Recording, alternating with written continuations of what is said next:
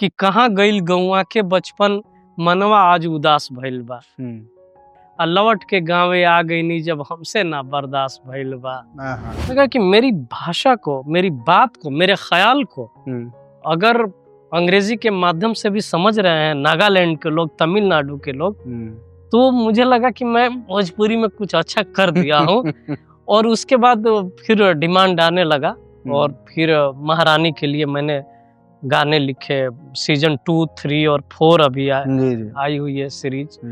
तो मैंने महारानी के गाने लिखे, निर्मल पाठक की घर वापसी में लिखे, थोड़ा देसी फ्लेवर लेके खाकी द बिहार चैप्टर आइए ना हमरा बिहार में आएंगे वो लिखे। तो मुझे लगता है कि मैंने एक धमक दी है पूरे यूपी बिहार में। तो धीरे धीरे आपने कहा तो मुझे वो याद आया रामदरस मिश्रा जी की जो एक कविता है, बनाया है हमने ये घर धीरे धीरे, खुले मेरे ख्वाबों के पर धीरे धीरे। क्या बात। तो हम धीरे धीरे यहाँ तक पहुंचे हैं कि आज सुधीर मिश्रा, प्रकाश झा, अनुराग कश्यप, सुभाष कपूर और नीरज पांडे, तो कम से कम 6 बड़े डायरेक्टरों के साथ तो मैं काम कर ही रहा हूँ। जिन्होंने शुरुआती प्रोत्साहन दिया, सत्यदेव पांडे, वो अब बाहयात नहीं है। तो जब मैंने पीएचडी पूरी की जेएनयू से, उसके बाद मैंने उनके थाली में पांव धोए थे उनके। अरे क्या बात है। हाँ, गुरु के पांव पखारने का एक स्पेशल प्रोग्राम रखवाया था। क्या वो समय याद आता है जब आपने डंके की चोट पे ये बात कही थी, एक दौर आएगा जब मेरे द्वारा लिखे हुए भोजपुरी गीतों का अलग अलग भाषाओं में अनुवाद होगा जी, और लोग गर्व से सुनेंगे उसको। घर आंगनैया के सपना सजा के, मशीनियों से बेसी देहिया खटौनी, हाय रे करम यही पेटवा की खातिर, कबो वॉचमैनी के ड्यूटी बजौनी। भीड़ में ऐसे छिटा गईनी जैसे बोरा से सरसों छिटाइल बा, चल उड़ चल सुगना गौवा के ओर जहाँ माटी में सोना हेराइल बा। और ये जेएनयू के गंगा ढाबा की क्या कहानी है? मतलब वो कई लोगों से उसका जिक्र सुनता हूँ। हाँ, क्या विशेषता है वहाँ की गंगा ढाबा की? आप कभी नहीं गए गंगा ढाबा? ओ, जाना चाहिए। जब अपने गांव ककरी से बेलथरा रोड 15-20 किलोमीटर साइकिल चला के 20 किलोमीटर जाता था, बबूल से के कांटों भरे रास्ते, उबड़ खाबड़ नहर के किनारे किनारे पकड़ के जाते थे पढ़ने। पैडल पे धक्का मारते हुए यही सपना देखते थे कि एक दिन जहाज से चलेंगे और एयरपोर्ट पे कार लगी होगी। क्या बात। अच्छा, अभी हम लोग खाकी की जो बात कर रहे थे, खाकी वेब सीरीज की, सामान्य तौर पे जब स्क्रिप्ट आपके पास आती है तो क्या कोई सिनॉप्सिस आती है या पूरी की पूरी स्क्रिप्ट भेजी जाती है पढ़ने के लिए? मेरे पसंदीदा 3 कलाकार थे, इरफान खान, मनोज बाजपेयी और नवाजुद्दीन सिद्दीकी। मैं चाहता था कि मैं इनके साथ काम करूं। 2 के लिए तो आपने कर लिया? 2 के लिए मैंने किया, नवाजुद्दीन सिद्दीकी के लिए अफवाह में किया। और मैं इरफान साहब के साथ काम तो नहीं किया, लेकिन मेरी एक पोइट्री सुन के इरफान खान साहब का बुलावा है। अच्छा, कि मिलना चाहता हूँ। अरे वाह। एक व्यक्ति के तौर पे आप कितना निखर पाए उन 3 सालों में? बनारस हिंदू विश्वविद्यालय की कुछ अच्छी स्मृतियां अगर आप साझा कर सकें। तो वहां जाकर के इन तमाम भोजपुरी के, हिंदी के रचनाकारों से मैं मिला। मैं साहित्य में डूबा रहा। तो उसने मेरा बेस, तो भोजपुरी वाला जो मेरा बेस है वो बनारस ने अच्छा बनाया है। हाँ, वहां रह के मैंने बहुत सारे गीत लिखे। तो मैंने कितने ख्याल मैंने ढाबे पे बैठ के बुने थे, जो आज जाके बेच रहा हूँ मुंबई। उन ख्यालों को मैंने, जो गीत तेरे प्यार की खातिर लिखे, आज उन गीतों को बाजार में ले आया हूँ। तो वही कर रहा हूँ मैं। क्या बात। ठोक देंगे कट्टा कपार में। आइए ना हमरे बिहार में। बुद्धा की धरती की परती पर उगल बंदूक यहाँ, अब बुतुर से भी क्या मजाल की जाए निशाना चूक यहाँ। ठोक देंगे कट्टा कपार में, आइए ना हमारा बिहार में। जब दुआएं बन के शबनम फूलों पे गिर जाती हैं, मजनू के मैले कुर्ते से इश्क की खुशबू आती है। तो मेरा कहना है आपके विजित सिंह की स्टूडियो से कि अगर आप क्रिएटिव फील्ड में टैलेंटेड हैं, आप गीतकार हैं, आप संगीतकार हैं, आप सिंगर हैं, स्क्रिप्ट राइटर हैं, तो सिर्फ आपको बम्बई में सरवाइव करने का स्ट्रगल है। आपको काम जरूर मिलेगा, बस उतना टाइम लगेगा कि वहां तक पहुंचने में थोड़ा वक्त लगता है।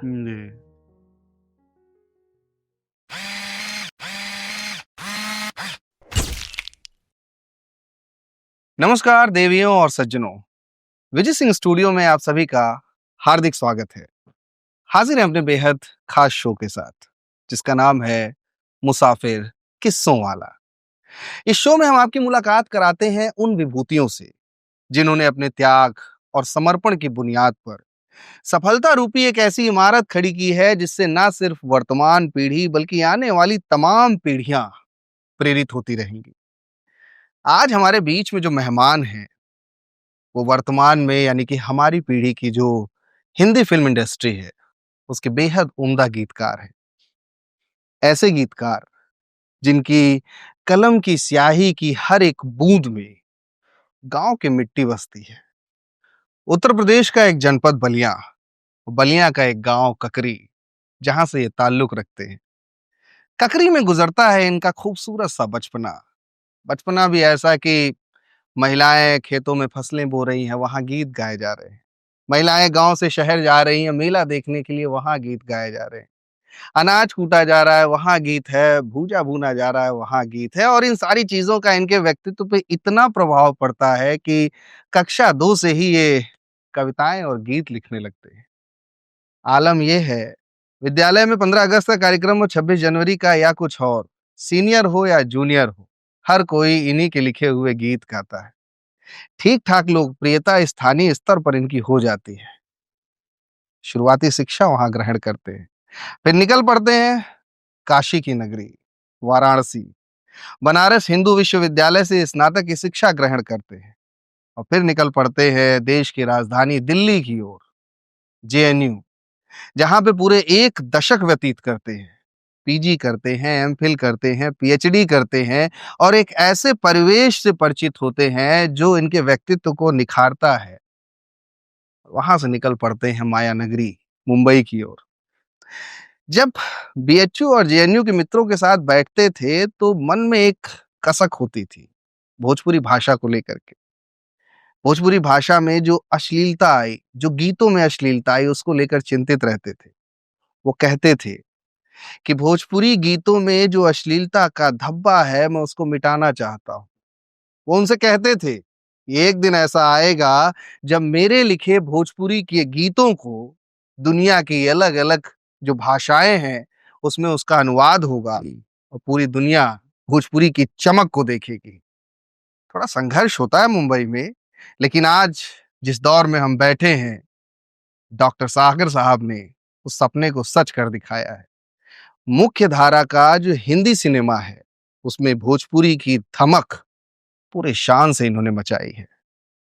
भोजपुरी को कैसे सलीके से हिंदी गानों में इस्तेमाल किया गया, हिंदी फिल्मों में इस्तेमाल किया गया, वो वाकई एक क्रांतिकारी दौर है। कैसे ये दौर आया, कैसा रहा ये सफलता का रास्ता, विस्तार से जानेंगे। हमारे दौर के बेहद उम्दा गीतकार डॉक्टर सागर साहब अपनी खूबसूरत सी जीवन यात्रा को साझा करने के लिए हमारे बीच में हैं। हार्दिक स्वागत है सर। बहुत बहुत शुक्रिया। बहुत आपने इतने खूबसूरत तरीके से इतनी बातें बताई कि मैं भी भूल चुका था बहुत सारी बातें। बहुत अच्छा लगा। बहुत धन्यवाद अपना बहुमूल्य समय हमें देने के लिए। और 5 वर्ष पहले आपसे पहली बार बात हुई थी जब बम्बई में काबा के टाइम रिलीज हुआ था और वो एक क्रांति का जो बिगुल होता है जी, पहला भोजपुरी रैप, हाँ, जिसे पूरी दुनिया ने सराहा जी, और उसके बाद की जो यात्रा है पिछले 5 वर्षों की जो मैं देख पा रहा हूँ जी, वो बेहद खूबसूरत सी यात्रा है। शुरू करें उसके पहले मैं चाहूंगा कि ये जो 4 सेगमेंट्स हमारे शो के हैं मैं उससे आपको परिचित करा दूं। पहला सेगमेंट है कुछ मैं पूछूं कुछ तुम बोलो। हाँ, दूसरा सेगमेंट है पहली पहली बार। तीसरा सेगमेंट है संदेशे आते हैं और चौथा सेगमेंट है चलते चलते। तो आपकी अनुमति हो तो हम पहले सेगमेंट की ओर आगे बढ़े। ठीक।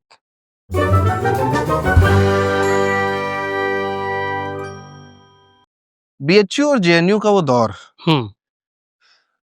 डॉक्टर सागर साहब मुझे तब याद आते हैं जब मित्रों के साथ बैठे हुए हैं और उनसे ये बात कहते हैं कि गीतों में जो भोजपुरी गीतों में जो अश्लीलता आ रही है मैं इससे चिंतित हूँ।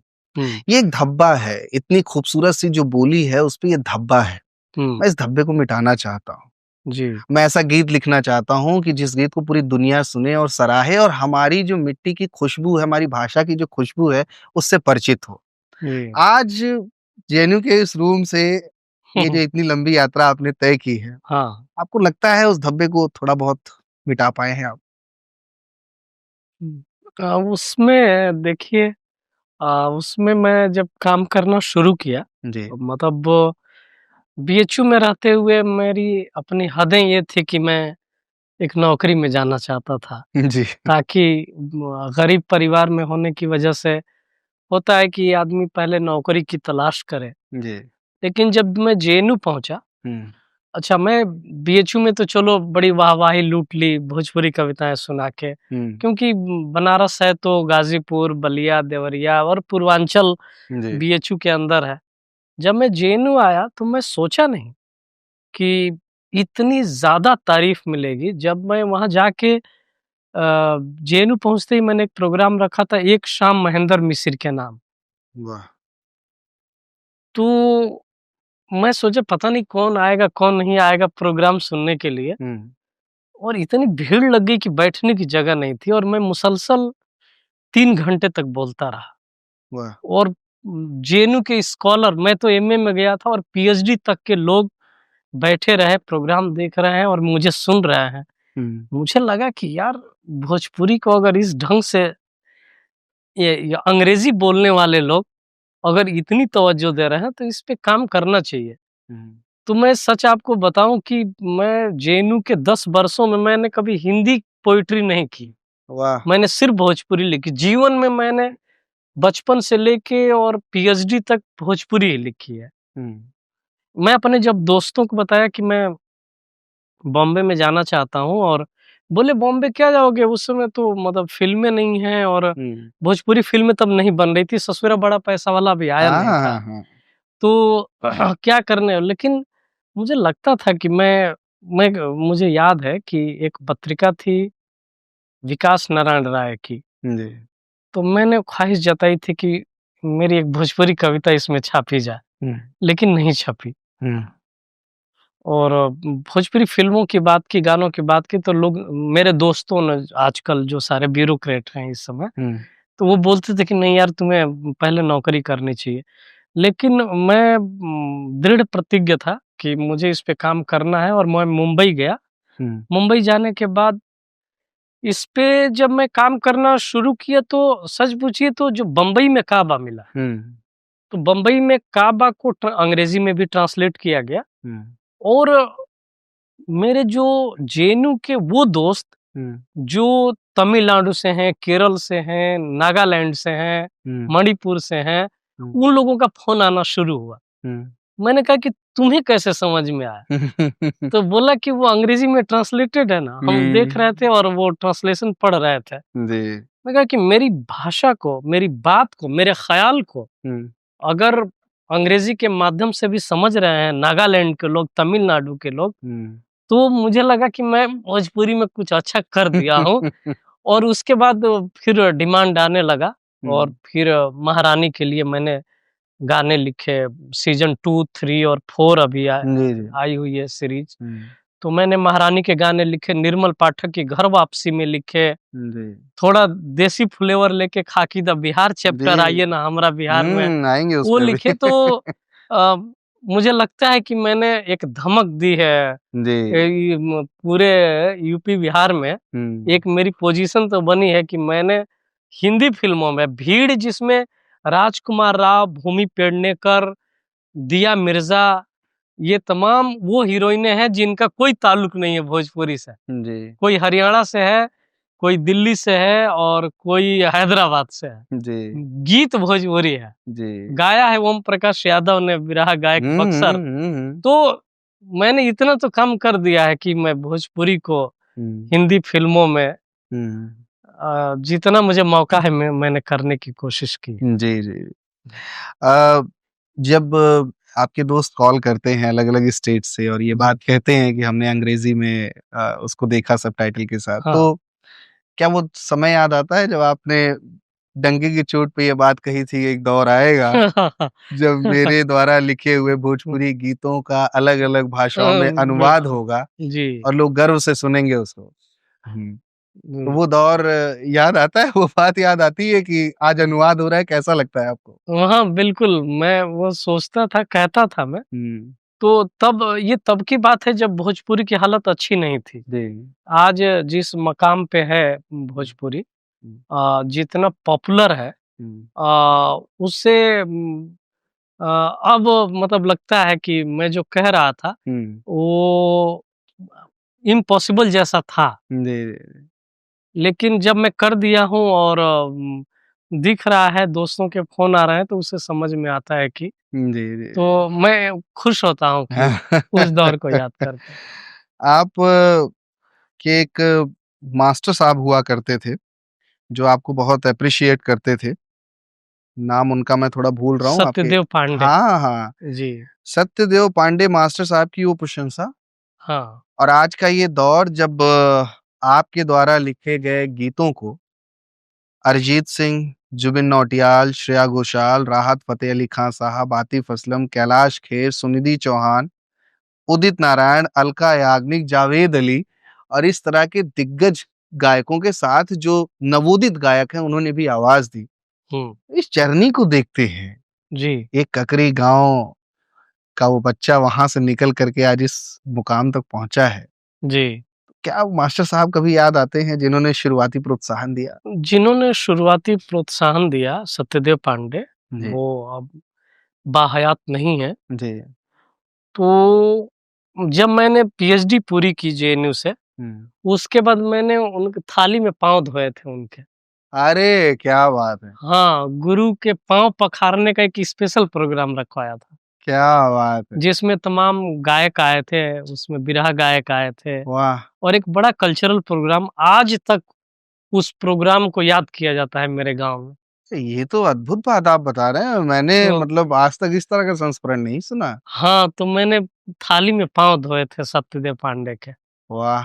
और अब उस दौर के जितने फिर टीचर थे मेरे, हुँ, सबसे ज़्यादा जो गोपाल सिंह जो थे, हुँ, हमारे टीचर, वो उनसे सबसे ज़्यादा डर लगता था हुँ, और बहुत ज़्यादा हार्ड थे वो। हुँ, लेकिन जब पाँव पखारने का प्रोग्राम रखा गया, हुँ। तो इतना हार्ड आदमी उस दिन रोने लगे। आहा! बोले, "हम लोगों को तुम अभी तक याद रखे हो, इतने बड़े बन गए, बीएचयू गए, जेएनयू गए और हम ही लोगों को अभी तक याद रखे हुए हो।" हुँ, कहे कि मैं तो यही बताता रहता हूँ, आप लोग नहीं होते, ये बुनियाद नहीं होती। जयप्रकाश नारायण सिंह प्रिंसिपल थे, हुँ, जिन्होंने मेरी फीस भी माफ़ की थी हुँ। और श्री प्रकाश नारायण सिंह उनके छोटे भाई थे जो हिंदी पढ़ाते थे आहा! और उनकी वजह से हम लोग बहुत ज़्यादा मेहनत से पढ़ते थे हुँ, और जब पाँव धोने लगे तो रोने लगे वो। आहा! तो मैं गुरुओं को जिन्होंने मुझे बनाया है, हुँ, तो उनको तो कभी नहीं, मैं बहुत इस तरह का इंसान हूँ कि जो मुझे एक कदम भी मेरे लिए चला, जो मुझे मेरी मदद की, मैं ताउम्र उसको याद रखता हूँ और उससे मिलता हूँ। अच्छा ये जो सत्यदेव मास्टर साहब जो पांडे, थे, हाँ। इनके बारे में कुछ बताइए कि इनकी क्या भूमिका रही आपके जीवन में? हाँ, मेरे जीवन में बड़ी भूमिका ये रही कि इन्होंने 6वीं क्लास में, मैं 5वीं क्लास पास करने के बाद प्राइमरी स्कूल से, हुँ, उसके बाद जब मैं 6वीं क्लास में गया, हुँ, तो ये उसमें नई भर्ती हुई थी टीचर की, हुँ। अंग्रेज़ी पढ़ाने की। अच्छा। तो और वो यंग थे, अब मैं याद करता हूँ कि जब मैं रहा होऊँगा 11-12 साल का, तो वो रहे होंगे 25-26 साल के। हुँ। अब मैं सोचता हूँ जी, जी, जी। कि इतनी कम उम्र के वो रहे होंगे, हुँ, बीए, बीएड करके आए होंगे। हुँ, तो मैं कविताएँ तो लिख ही रहा था, मैं दूसरी हुँ, क्लास से लिख रहा था और चौथी, 5वीं में मैं मशहूर था। हुँ, तो जब 6वीं क्लास में कल्चरल प्रोग्राम हुआ और उसमें लड़के गा रहे हैं और उसमें मेरा नाम आ रहा है और मेरी ही चर्चा हो रही है, हुँ, तो उम, उ उन उन जब सुने तो उनको बड़ा अच्छा लगा, जब पोएट्री पढ़े तो उनको अच्छा लगा। हुँ, फिर 26 जनवरी का संयोग आया हुँ, और कम से कम 50 लड़के-लड़कियों ने गीत गाए। हुँ। अगर लड़कियाँ हैं तो मैं सोहर, कजरी, झूमर की धुन पे मैंने देशभक्ति लिखी। वाह! और अगर लड़के हैं तो उनके बिरहा लोकगीत की धुनों पे मैंने देशभक्ति के गीत लिखे। जी। तो सब गा रहे हैं, सब में मेरा ही नाम आ रहा है और सारे टीचर लाइन से बैठे हैं। तो सत्यदेव पांडे बोले कि भाई सब आप ही लिखे हैं, आप भी कुछ सुना दीजिए। तो मैं कहा कि सर नहीं, मुझे नहीं आता है। हाँ, आपको नहीं आता है? मैं जी सर। वो मुझे बुलाए और बुला के और 10 रुपया मेरी जेब में रखे। फिर उनका देखा देखी सारे टीचर मुझे कोई 2 रुपया, कोई 5 रुपया, कोई 10 रुपया ऐसा करके मुझे दिया। और जो उन्होंने हौसला अफ़ज़ाई कि मैं खेल कूद नहीं करता था और वो फुटबॉल के शौकीन थे सत्यदेव पांडे। तो वो बीच का जो हाफ टाइम है स्कूल का, उसमें वो फुटबॉल खेलते थे। बोलते तो कि तुम क्यों नहीं खेलते हो? मैं कि नहीं सर मुझे नहीं आता। अरे ऐसे कैसे नहीं आता? तो वो मुझे गोलकीपर बना दिए। मैं बीएचयू में भी फुटबॉल जाके खेला और गोलकीपर रहा। उन्हीं की देन रही। उनकी वजह से मैं फुटबॉल खेलने लगा। मैं जेएनयू में भी जाके फुटबॉल खेला। तो खेल में भी और पढ़ाई में भी उन्होंने मुझे दोनों में संवारा। और मेरी जो पोएट्री होती थी, मैं उनका गाँव दूसरा गाँव है। मैं वहाँ एक रामलीला का प्रोग्राम था और वो कोऑर्डिनेटर थे, मॉडरेटर थे वो उस प्रोग्राम के। मैं अपना कंबल-उम्बल ओढ़ के जाड़े में मैं गया अपने गाँव के लोगों के साथ, मैं भी मेला देख। उन्होंने मन से बोला कि आप सबके बीच में कोई बैठा है बहुत बड़ा। तो मुझे तो यकीन ही नहीं था कि मेरा नाम लेंगे। और उन्होंने उस बड़े प्रोग्राम में मुझे मंच पे बुलवा लिया और सबसे तालियां बजवाई कि ये बहुत अच्छा लिखते हैं और ये वो पूरे लोगों के बीच में परिचय करवाया। तो ये हौसला अफ़ज़ाई नहीं होती तो इतना मेरा मन नहीं बढ़ता। उन्होंने मन बढ़ाया मेरा एक्चुअली। तो ये अपने आप में एक बड़ी कमाल की बात आपने बताई कि जिस तरीके से अपने मास्टर साहब लोगों, चूंकि ये कृतज्ञता का भाव जो कि इस पीढ़ी में बहुत कम होता जा रहा है, हाँ। कि जो हमारी बुनियाद है, जिनकी वजह से आज हम इस मुकाम पर हैं, उनके प्रति कृतज्ञता प्रकट करना। और ये पैर धुलने वाली बात तो बड़ी कमाल की है। मैं मतलब सुन करके बहुत भावुक हूँ इस बात को। बिल्कुल, मैं कोई उस समय मैं नौकरी में भी नहीं था, पैसे भी नहीं कमा रहा था, लेकिन मैंने पैसे इकट्ठे किए थे 20,000 इसके लिए। और मैंने मिठाइयाँ बनवाई थी, टेंट लगवाया था, कुर्सियाँ लगाई थी और 20 थालियाँ। और भाभियों ने गर्म पानी कर दिया था, जाड़े का मौसम था जिस समय पाँव धोना था, और उसमें फूलों की पंखुड़ियाँ उस गर्म पानी में रखवाया था पाँव धोने के लिए। तो वो आज भी मैं याद करता हूँ तो मैं बहुत मतलब। तो ये जितने मास्टर साहब लोग रहे सबका आपने किया ये फिर हाँ, उस दौर में जितने थे, मैं मन से बोला कि मैं ये प्रोग्राम अपने गुरु सत्यदेव पांडे के लिए रखा गया है, क्योंकि सबने सिखाया है और सबका सहयोग योगदान रहा है तो सबका पाँव पखारा जाएगा। लेकिन यह प्रोग्राम अपने गुरुदेव सत्यदेव पांडे के लिए रखा गया है। कमाल है। तो सब रो रहे थे सारे टीचर और बड़े बहुत ही भावुक पल था वो। कमाल। और अब पीएचडी करके मैं लौटा था, गाँव लौटा था। जी। अच्छा, तो ये बलिया के ककरी गांव में तो आपने अपने गीतों के माध्यम से एक पहचान बना रखी थी, अपनी कविताओं के माध्यम से एक पहचान बना रखी थी। जी। कई बार जब हम छोटी जगह से ताल्लुक रखते हैं, मतलब बुनियाद हमारी जो होती है, जब वहां से निकलते हैं और एक सागर वाली स्थिति होती है, यानी ककरी से निकले और पहुंचे वाराणसी।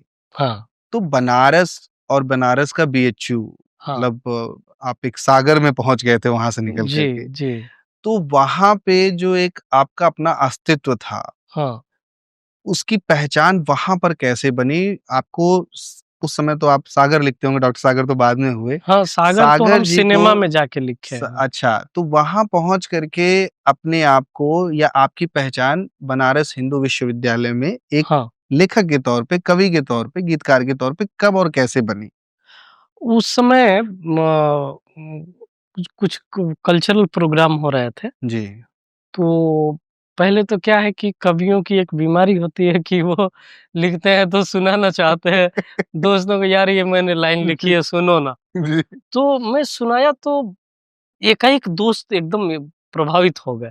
अरे यार वो कितना बढ़िया है यार, यार फिर से सुनाओ, चाहे 4 जगह मिलते तो यार वो सुनाओ ना यार सागर जो किए थे। फिर कल्चरल प्रोग्राम हुए तो उसमें सुना दिया, उसमें सुना दिया तो बड़े स्तर पे लोग जान गए, पूरा क्लास जान गया और लड़के लड़कियां सब जान गए कि अरे ये तो बहुत अच्छी कविता पढ़ता है और खूब तालियां बजने लगी। तो एक मकबूलियत तो मिल गई उसके अंदर। और सच पूछिए तो जेएनयू जाने का रास्ता भी इसी कविता से होके निकला। मैं अपने रूम में दरवाजा खुला हुआ है, दोस्तों को कविताएं सुना रहा हूँ। काहे कविता में सुना था जिससे केदारनाथ सिंह ने अपनी किताब में जिक्र किया है, मेरा अनाम जिक्र है कब्रिस्तान में पंचायत किताब में, छोटे शहरों में जीवन की लय चैप्टर में मेरा ही जिक्र है। अरे वाह! उस कविता को वो किस्सा भी हम लेके आएंगे इस इंटरव्यू में। तो मैं सुना रहा था और एक अजय कुमार हैं जो इस समय डिप्टी रजिस्ट्रार हैं बीएचयू, तो वो उस समय एलएलएम कर रहे थे। तो उधर से गुजरे तो एक टुकड़ा पोएट्री का उन तक पहुंचा, वो रुक गए, बोले फिर से सुनाना। मैंने सुना है, वो अंदर आ गए तो बोले यार आपको तो जेएनयू में पढ़ना चाहिए। तो मैं बोला ये कहाँ है? तो पता है वो दिल्ली में है। परिचित नहीं थे? नहीं, मैं नहीं जानता था। तो मैं जानता था इतनी बड़ी यूनिवर्सिटी है बीएचयू, जीवन ही सफल हो गया यहाँ आके, ये लाइब्रेरी, ये किताबें, ये दुनिया। तो बोले जेएनयू में पढ़ना चाहिए। कहाँ है? दिल्ली में। अरे नहीं, वो खर्चा कहाँ से आएगा, मेरे पास तो पैसे है नहीं। मेरे रूममेट थे आलोक कुमार सिंह, वो बड़े घर के थे, जमींदार आदमी, तो उनके घर से राशन आ जाता था बिहार से, पश्चिमी चंपारण से। तो मेरा खाने वाला मूल समस्या मेरी खत्म हो गई थी। और हम आलोक कुमार सिंह और मेरी दोस्ती यूं हुई रूममेट के हैसियत से कि उनका कहना था कि हम जब तक रहेंगे 2 थाली में नहीं खाएंगे। अरे वाह! तो हम कभी हॉस्टल में 2 थाली में नहीं खाए जब तक रहे, एक ही थाली में खाए। और ये भी बड़ी कमाल की बात है। कमाल की बात है। और फिर अजय कुमार ही जो डिप्टी रजिस्ट्रार हैं वो जाके लंका गेट से फॉर्म खरीदे जेएनयू का 65 रुपए में, फॉर्म भरे, एक्नॉलेजमेंट आया, वो बड़े खुश हुए, देखिए मेरी राइटिंग जेएनयू से लौट के आई है। और फिर मुझे साइकिल पे बिठा के एग्जाम दिलाने लेके गए और फिर इस तरह से बनारस में एग्जाम दिया था जी? बनारस में ही एग्जाम होता था उस समय। तो फिर हम सेलेक्ट हुए और वो मेरे साथ कुछ दिन तक रहे भी, जब तक वो बीएचयू में असिस्टेंट रजिस्ट्रार की वैकेंसी आई और वो उसमें सेलेक्ट हुए। उससे पहले वो मेरे साथ ही रहते थे वहाँ मेरे कमरे में। मेरा पहला रूममेट जो है वो तमिल था। अच्छा, ओके। तो वो उसको तो हमारा कम्युनिकेशन रूम के अंदर इंग्लिश में ही होता था, लेकिन बाहर हमने बड़ा सा बोर्ड लगवाया था भोजपुरी भाषा केंद्र। अच्छा। एक मेरी क्लासमेट थी नीरज कुमारी सिंह, तो वो पेंटिंग अच्छी करते थे। मैंने कहा ना कि यार वो तुम भोजपुरी भाषा केंद्र लिख, जेएनयू में हमारे डिपार्टमेंट का नाम है भारतीय भाषा केंद्र। मैंने कहा कि भोजपुरी भाषा केंद्र का एक बोर्ड बनाओ ना, मैं अपने रूम पे लगाना चाहता हूँ। तो मैंने अपने रूम पे लगाया था। तो कोई आता था, गुजरता था हमारे रूम के पास से तो दरवाजा नॉक करता था। तो एक और रूममेट हम लोग नागा जो था मणिपुरी, विजन मित्तई, तो उसको वो भी रखा था। हमारे कमरे में सिर्फ इंग्लिश में बात होती थी, बाहर बोर्ड भोजपुरी भाषा केंद्र का लगा हुआ था। तो ये तो बीएचयू में दोस्तों का बहुत प्यार मिला, बहुत स्नेह मिला और वो लोग बहुत दुखी थे कि मैं जा रहा हूँ। पप्पू सिंह थे, वो सबके खत पड़े हुए हैं आज तक, वो खतों के दिन थे। तो वो लोग उन सबकी चिट्ठियां पड़ी हुई हैं कि प्लीज आ जाओ सागर भाई जी। हाँ, तो हम कमरे में सब गाना गाते थे, बजाते थे। तो बीएचयू एक मनोज सिंह राजपूत है मेरे दोस्त, तो वो मेरे लिए लिखा करते थे कि बलिया का बिरवा, बीएचयू की माटी, जेएनयू की खाद। उन्होंने मेरे लिए बना रखा है टर्म। क्या तो वो खूबसूरत स्मृति। हाँ, तो बनारस की बलिया का बिरवा, बनारस की माटी और जेएनयू की खाद। क्या बात। जेएनयू पे आएंगे, क्योंकि आपने 1 दशक वहाँ व्यतीत किए हैं जी। और लेकिन पहले ये जानना चाहूंगा कि गांव से निकल करके जब आप बीएचयू पहुंचे, वो 3 साल आपने 3 साल व्यतीत किए वहाँ? जी। उन 3 सालों ने आपके भीतर, आपके व्यक्तित्व के भीतर आपको क्या लगता है कि क्या परिवर्तन लाया? और एक व्यक्ति के तौर पे आप कितना निखर पाए उन 3 सालों में? बनारस हिंदू विश्वविद्यालय की कुछ अच्छी स्मृतियाँ अगर आप साझा कर सकें। हाँ, उसमें मेरा ये था कि जैसे वहाँ जाके ये हुआ कि मैं बड़े-बड़े विद्वानों से थोड़ा मिलने का मौका मिला। मैं किताब पे, पत्रिका पे, साहित्य अमृत की पत्रिका पे विद्यानिवास मिश्र के घर का एड्रेस लिखा हुआ था। हुँ। बादशाहबाग कॉलोनी बनारस में। जी। मुझे आइडिया नहीं था कितनी दूर है, और उसमें पैसे होते नहीं थे, तो मैं बीएचयू से सिगरा सिगरा बादशाहबाग कॉलोनी, तो मैं पैदल चला गया था सिगरा बादशाहबाग कॉलोनी। वहाँ गए तो विद्यानिवास मिश्र लिखा हुआ था। हुँ। पुलिस लगी हुई थी, क्योंकि उनके छोटे भाई दयानिधि मिश्र उस समय पुलिस कमिश्नर रहे होंगे, जी। सीनियर ऑफिसर रहे होंगे, जी। वो सब। तो मैं पहुंच गया कि मतलब एक कोई बीएचयू का लड़का है, मिलना चाहता है, और मैं घर पहुंच गया। घर जाते ही मैं भूखा था, थका हुआ था। हुँ। उनकी पत्नी ने दरवाज़ा खोला और घुसते ही बोली, "चलो, चलो जल्दी-जल्दी गरम खाना बना है, हाथ धो लो और खाना खाओ पहले, फिर बाद में वो बात जानती कर।" थीं आपको? ना कुछ नहीं। तो अरे मुझे वाह! मैं तो भूखा भी था, मैं पैदल चला था बीएचयू से सिगरा के लिए, और मैं जाके हाथ धोया और खाना बना था, खाया। फिर मैं बैठ गया, मैं कहा कि गुरुजी से मिलना नहीं, चाह। आप आश्चर्यचकित नहीं हुए इस बात से बहुत कि एक आश्चर्यचकित हुए, बिल्कुल एक कि अपरिचित महिला ऐसे बोल हाँ, रही? मतलब ये पूछती कि तुम कौन हो? कहाँ से हाँ, आए हो? कुछ नहीं पूछा। चलो, चलो, चलो, चलो गरम-गरम खाना बना है क्या और खा दौर लो। था मैं और तो क्या हैरत में लोग पड़ थे गया। मतलब। तो विद्यानिवास मिश्र, मैं उस समय उनको समग्र पढ़ चुका था। जी। चितवन की छाँ, मेरे राम का मुकुट भीग रहा है, हुँ। माटी के महादेव, हुँ। मैं ऑलमोस्ट उनकी रचनाएँ पढ़ चुका था। जी। अग्निरथ ने बहुत प्रभावित किया। जी। मैं कहा यार, इनसे मिलने का मौका मिल जाता तो क्या होता? हुँ। तो सबसे मिला, शिव प्रसाद सिंह से चिट्ठियों का आना-जाना हुआ, कहानियाँ उनकी हुँ। पढ़ने के बाद, हुँ। और ये सब। तो वहाँ जाकर के इन तमाम भोजपुरी के, हिंदी के रचनाकारों हुँ। से मैं मिला। मैं साहित्य में डूबा रहा।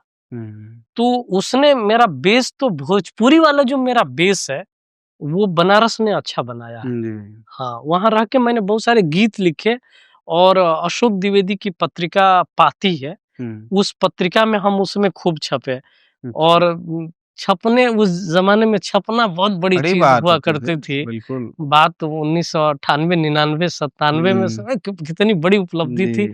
हम अपना नाम, और संयोग देखिए कि समकालीन भोजपुरी साहित्य पत्रिका में हुँ। अ, इस तरफ मेरी कविता है, और दूसरी तरफ इस पेज पे विद्यानिवास मिश्र की इमली के बिया ललित निबंध छपा आहा! हुआ था, और बाएँ पे मेरी मेरी कविता थी। क्या बात! मेरा एक गीत था। तो इधर विद्यानिवास मिश्र दिख रहा था, इधर सागर दिख रहा था। हुँ। तो ये देख के ही अच्छा लगता था मुझे अद्भुत, कि अरे, अद्भुत। जिनको पढ़ के सीखे और बड़े हुए, हुँ। कौन बने फरेला नरियर, हुँ। कौन बने केसर हो, हुँ। सखिया कौन बने चुएला गुलाब, तो चुनरिया रंगाइल हो। हाँ, तो हाँ। उसके जवाब है कि बाबा बने फरेला नरियर, भैया बने केसर हो, हुँ। सखिया सैया बने चुएला गुलाब, तो चुनरिया रंगाइल हो। हाँ, हाँ। ये हाँ। विद्यानिवास मिश्र की किताब अग्निरथ में ये ज़िक्र है। हुँ। तो मेरे रोम-रोम झनझना जाते थे, ये सब पढ़ के, हुँ। मिट्टी की बातें, ये हुँ। रंग, वो इमली के बिया में कहते हैं ना कि बचपन में इमली का बिया घोंटा गया, तो वो हाँ, पेड़ बन के उगेगा। तो हाँ। विद्यानिवास मिश्र अपनी बहन के साथ, दीदी के साथ, वो इमली का बिया घोंटा गया। हुँ। दीदी ने कहा कि अब ये पेड़ जमेगा। तो वो कहे हाँ। कि वो जमा, और वो बहुत बड़ा हुआ वो पेड़ हमारे भीतर। हम जहाँ भी गए, वो पेड़ मेरे साथ-साथ उगा और मेरे भीतर रहा। क्या बात है! तो इसी पे उन्होंने इमली के बिया, उन्होंने कमाल की ललित। कल्पना है। हाँ, तो वो, वाह! अब आप बताइए कि ये चीज़ें जिसको पढ़ने का और जिसको जीने को मिलेगा, वो तो कोई भी गीतकार हो जाएगा, जी, कोई भी कवि हो जाएगा। जी, इन चीज़ों से अगर लगाव हुआ, जी। देखिए मैं 4 भाई हूँ, मेरे 3 भाई को तो ना विद्यानिवास मिश्र का ही नाम नहीं सुने हुँ, होंगे। बिल्कुल, बिल्कुल, रुचि है अपनी। वो रुचि की बात है। अब हम, मेरे भीतर वो आया, हुँ। और हमारा लगाव हो गया, हुँ। और उस लगाव में हम यहाँ तक पहुँचे। लगाव का खेल है, मैं बिल्कुल, मैं बिल्कुल, जहाँ तक समझता हूँ कि बिल्कुल। बचपन में किसमें आपका लगाव पहुंच जाता है। तो बनारस ने आपको वो एक परिवेश दिया हाँ, जहाँ पर आप जो उस क्षेत्र के दिग्गज थे उनको उन करीब सब से उनको देखा, पढ़ने मिला, का, मिलने का। काशीनाथ सिंह, शिव प्रसाद सिंह, जी। विद्यानिवास मिश्र हम्म, और अवधेश प्रधान और जी अवधेश नारायण मिश्र, जी तमाम जो उस समय लिख रहे थे लोग जी और जी टेंडर, सबसे मिलने का मौका मिला। जी थोड़े बड़े बने ना, डर निकल बिल्कुल गया कि बिल्कुल जिनको हम किताबों में पढ़ रहे हैं उनसे हम मिल रहे हैं। जी जी। तो तो वहां से 3 वर्ष हम्म, शिक्षा ग्रहण करने के बाद आप जी, निकलते हैं हम्म, जेएनयू। हाँ, और जेएनयू में आपने तकरीबन 1 दशक व्यतीत किया है। जी, 1 दशक एक बहुत 99 से लंबा, 2009 तक। 2009 तक एक हाँ, बहुत लंबा समय होता है। आपने हाँ, वहां से पीजी किया, एमफिल किया, पीएचडी किया। पीएचडी की, हाँ। जेएनयू कैंपस ले चलिए हम लोगों को और बताइए कि वो मतलब कैसा माहौल था। मैं वहाँ के गंगा ढाबा शायद है गंगा ढाबा, हाँ, उसका जिक्र भी आपके कई बार सुना हूँ आपसे। जी। ले चलिए हमें जेएनयू कैंपस, थोड़ा बताइए कि क्या विशेष है कि वहां से निकले हुए लोग वहां का गुणगान करते नहीं थकते हैं। तो ले चलिए कुछ देर के लिए हमें वहां उस परिसर में। बिल्कुल, बिल्कुल। जब हम भी मैं जीवन में बहुत सारी कामयाबी मैंने भी देखी। हम्म, मसलन बीएचयू में सेलेक्ट हुआ, वो खुशी। जी पहला गाना उदित नारायण ने गाया, वो खुशी। हिंदी में पहला गाना श्रेया घोषाल ने गाया, हम्म, वो खुशी। बम्बई में काबा हिट हुआ, वो खुशी। हम्म, आइए ना हमरा बिहार में, हम्म, तमाम खुशियाँ मेरे जीवन में आई। लेकिन आज भी याद जब करता हूँ कि जेएनयू में जब सेलेक्ट हुआ जी और और उसके बारे में फिर लोग बताने लगे कि वो ऐसा है, वैसा है, अभी देखा नहीं था मैं। हम्म, तो मैं बहुत ज़्यादा खुश हुआ हम्म, और जब कैंपस में मैं एंटर किया, हम्म, मैं मेरे पास एक पॉलीथीन था, हम्म, पॉली बैग में सर्टिफ़िकेट थे, हम्म, मेरे पास यही था हम्म, जब मैं जेएनयू पहुँचा। और ये भी एक इंटरेस्टिंग वाक़या आपको बताना चाहूँगा कि मेरा रूममेट जो था आलोक कुमार सिंह, वो मुझे इलाहाबाद से ट्रेन में चढ़ाने लग गया हम्म, दिल्ली के लिए। हम्म, और मैं चढ़ गया जनरल डिब्बे में। हम्म, अ, और वहाँ कुछ हिंदू-मुस्लिम दंगे की बात, वो ताज़िए को बीएचयू के अंदर से नहीं ले जाने दे रहे थे, 99 में एक घटना हुई थी। अच्छा ओके। तो इस एंगल पे कुछ बातें हो रही थी, मैंने भी अपनी बात रखी। हम्म, कुछ लोग सीट पे बैठे तो उन्होंने कहा कि अरे आप क्या करते हैं? हम्म, मेरी बातें सुन के, हम्म, झूठा सच उपन्यास में वो सच जो झूठा है। हम्म, तो एक राजेश कुमार पांडे थे, वो उनका दुबई में इंजीनियरिंग में हो गया था हम्म, और वो बोले कि अरे भाई आप ऊपर मैं बोला कि मैं जेएनयू जा रहा हूँ, मेरा वहाँ नाम आ गया है, हम्म, एंट्रेंस पास कर लिया। तो उन्होंने कहा अरे भाई आप ऊपर बैठिए, मुझे वो ऊपर बिठाए। फिर उनसे क्या- दोस्ती हो गई। मैंने कहा कि मुझे पता नहीं है कि जेएनयू कहाँ है, हम्म, मैं कैसे जाऊँगा? हम्म, तो उन्होंने कहा कि मैंने भी कभी टेस्ट दिया था, मेरा नहीं हुआ था, हम्म, मेरा इंजीनियरिंग में हो गया है, हम्म, तो मैं आपको जेएनयू छोड़ दूँगा। हम्म, तो वो स्टेशन से मुझे 615 बस में बिठा के, वो अपरिचित यात्री, हाँ हाँ और वो मुझे जेएनयू लेके आए और कहे कि अब वो मोबाइल का ज़माना नहीं था, नहीं तो हम नंबर ले लिए होते। जी उन्होंने कुछ एड्रेस दिया था, हम्म, लेकिन वो खो गया हम्म, और वो मुझे जेएनयू में छोड़े। हम्म, और फिर कावेरी हॉस्टल के सामने मैं पॉलीथीन लेके खड़ा था, सर्टिफ़िकेट हम्म, लेके। एक लड़की दिखी और पूछी कि सुचिता वर्मा प्रोफ़ेसर हैं अभी बनारस में। जी उन्होंने पूछा कि किसको ढूँढ रहे हो? मैंने बताया कि मैं एंट्रेंस मेरा हो गया है, तो मैं अरे, अरे! चलो, चलो। तो वो अपने दोस्त के कमरे में लेके गईं। हम्म, मेरे लिए लंच मँगवाया और वहीं पे सबने फ़ॉर्म भरा और कुंदन यादव 1 साल सीनियर थे जो अभी हम्म, कस्टम कमिश्नर हैं मुंबई में, जी तो वही मेरा फ़ॉर्म भरे। अच्छा तो मैं देखा कि अरे! सीनियर लोग इतनी इज़्ज़त इतना करते हैं। कोऑपरेटिव है। और जब मैं उन्होंने सब फ़ॉर्म-वॉर्म भर दिया और मैं रात में सोया, तो बार-बार जहाज़ आता-जाता हुँ, है ना? हुँ, प्लेन का आना-जाना रहता है वहाँ, हुँ, तो डिस्टर्बेंस होती है सोने में नए आदमी के लिए। हुँ, फिर तो हम आदी हो जाते आदि हैं हो उसके जाते हैं। लिए। तो मैं सोया तो रात भर डिस्टर्ब रहा, तो देर तक सोया रहा। एक हमारे सीनियर हैं यहीं के, लखनऊ के ही, हुँ, मधुसूदन अग्निहोत्री। हुँ, तो वो सुबह जगा रहे हैं और दूध ग्लास में लिए हुए और मेरे लिए नाश्ता लेके खड़े हैं। हुँ, तो बोले अरे सागर अभी तक सो रहे हो, उठो उठो उठो नाश्ता कर लो।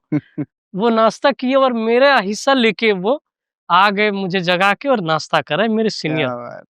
तो थैंक यू सर। तो उठो उठो बाबू, इतना लेट नहीं होगा क्लास का, और मुझे नाश्ता कराया।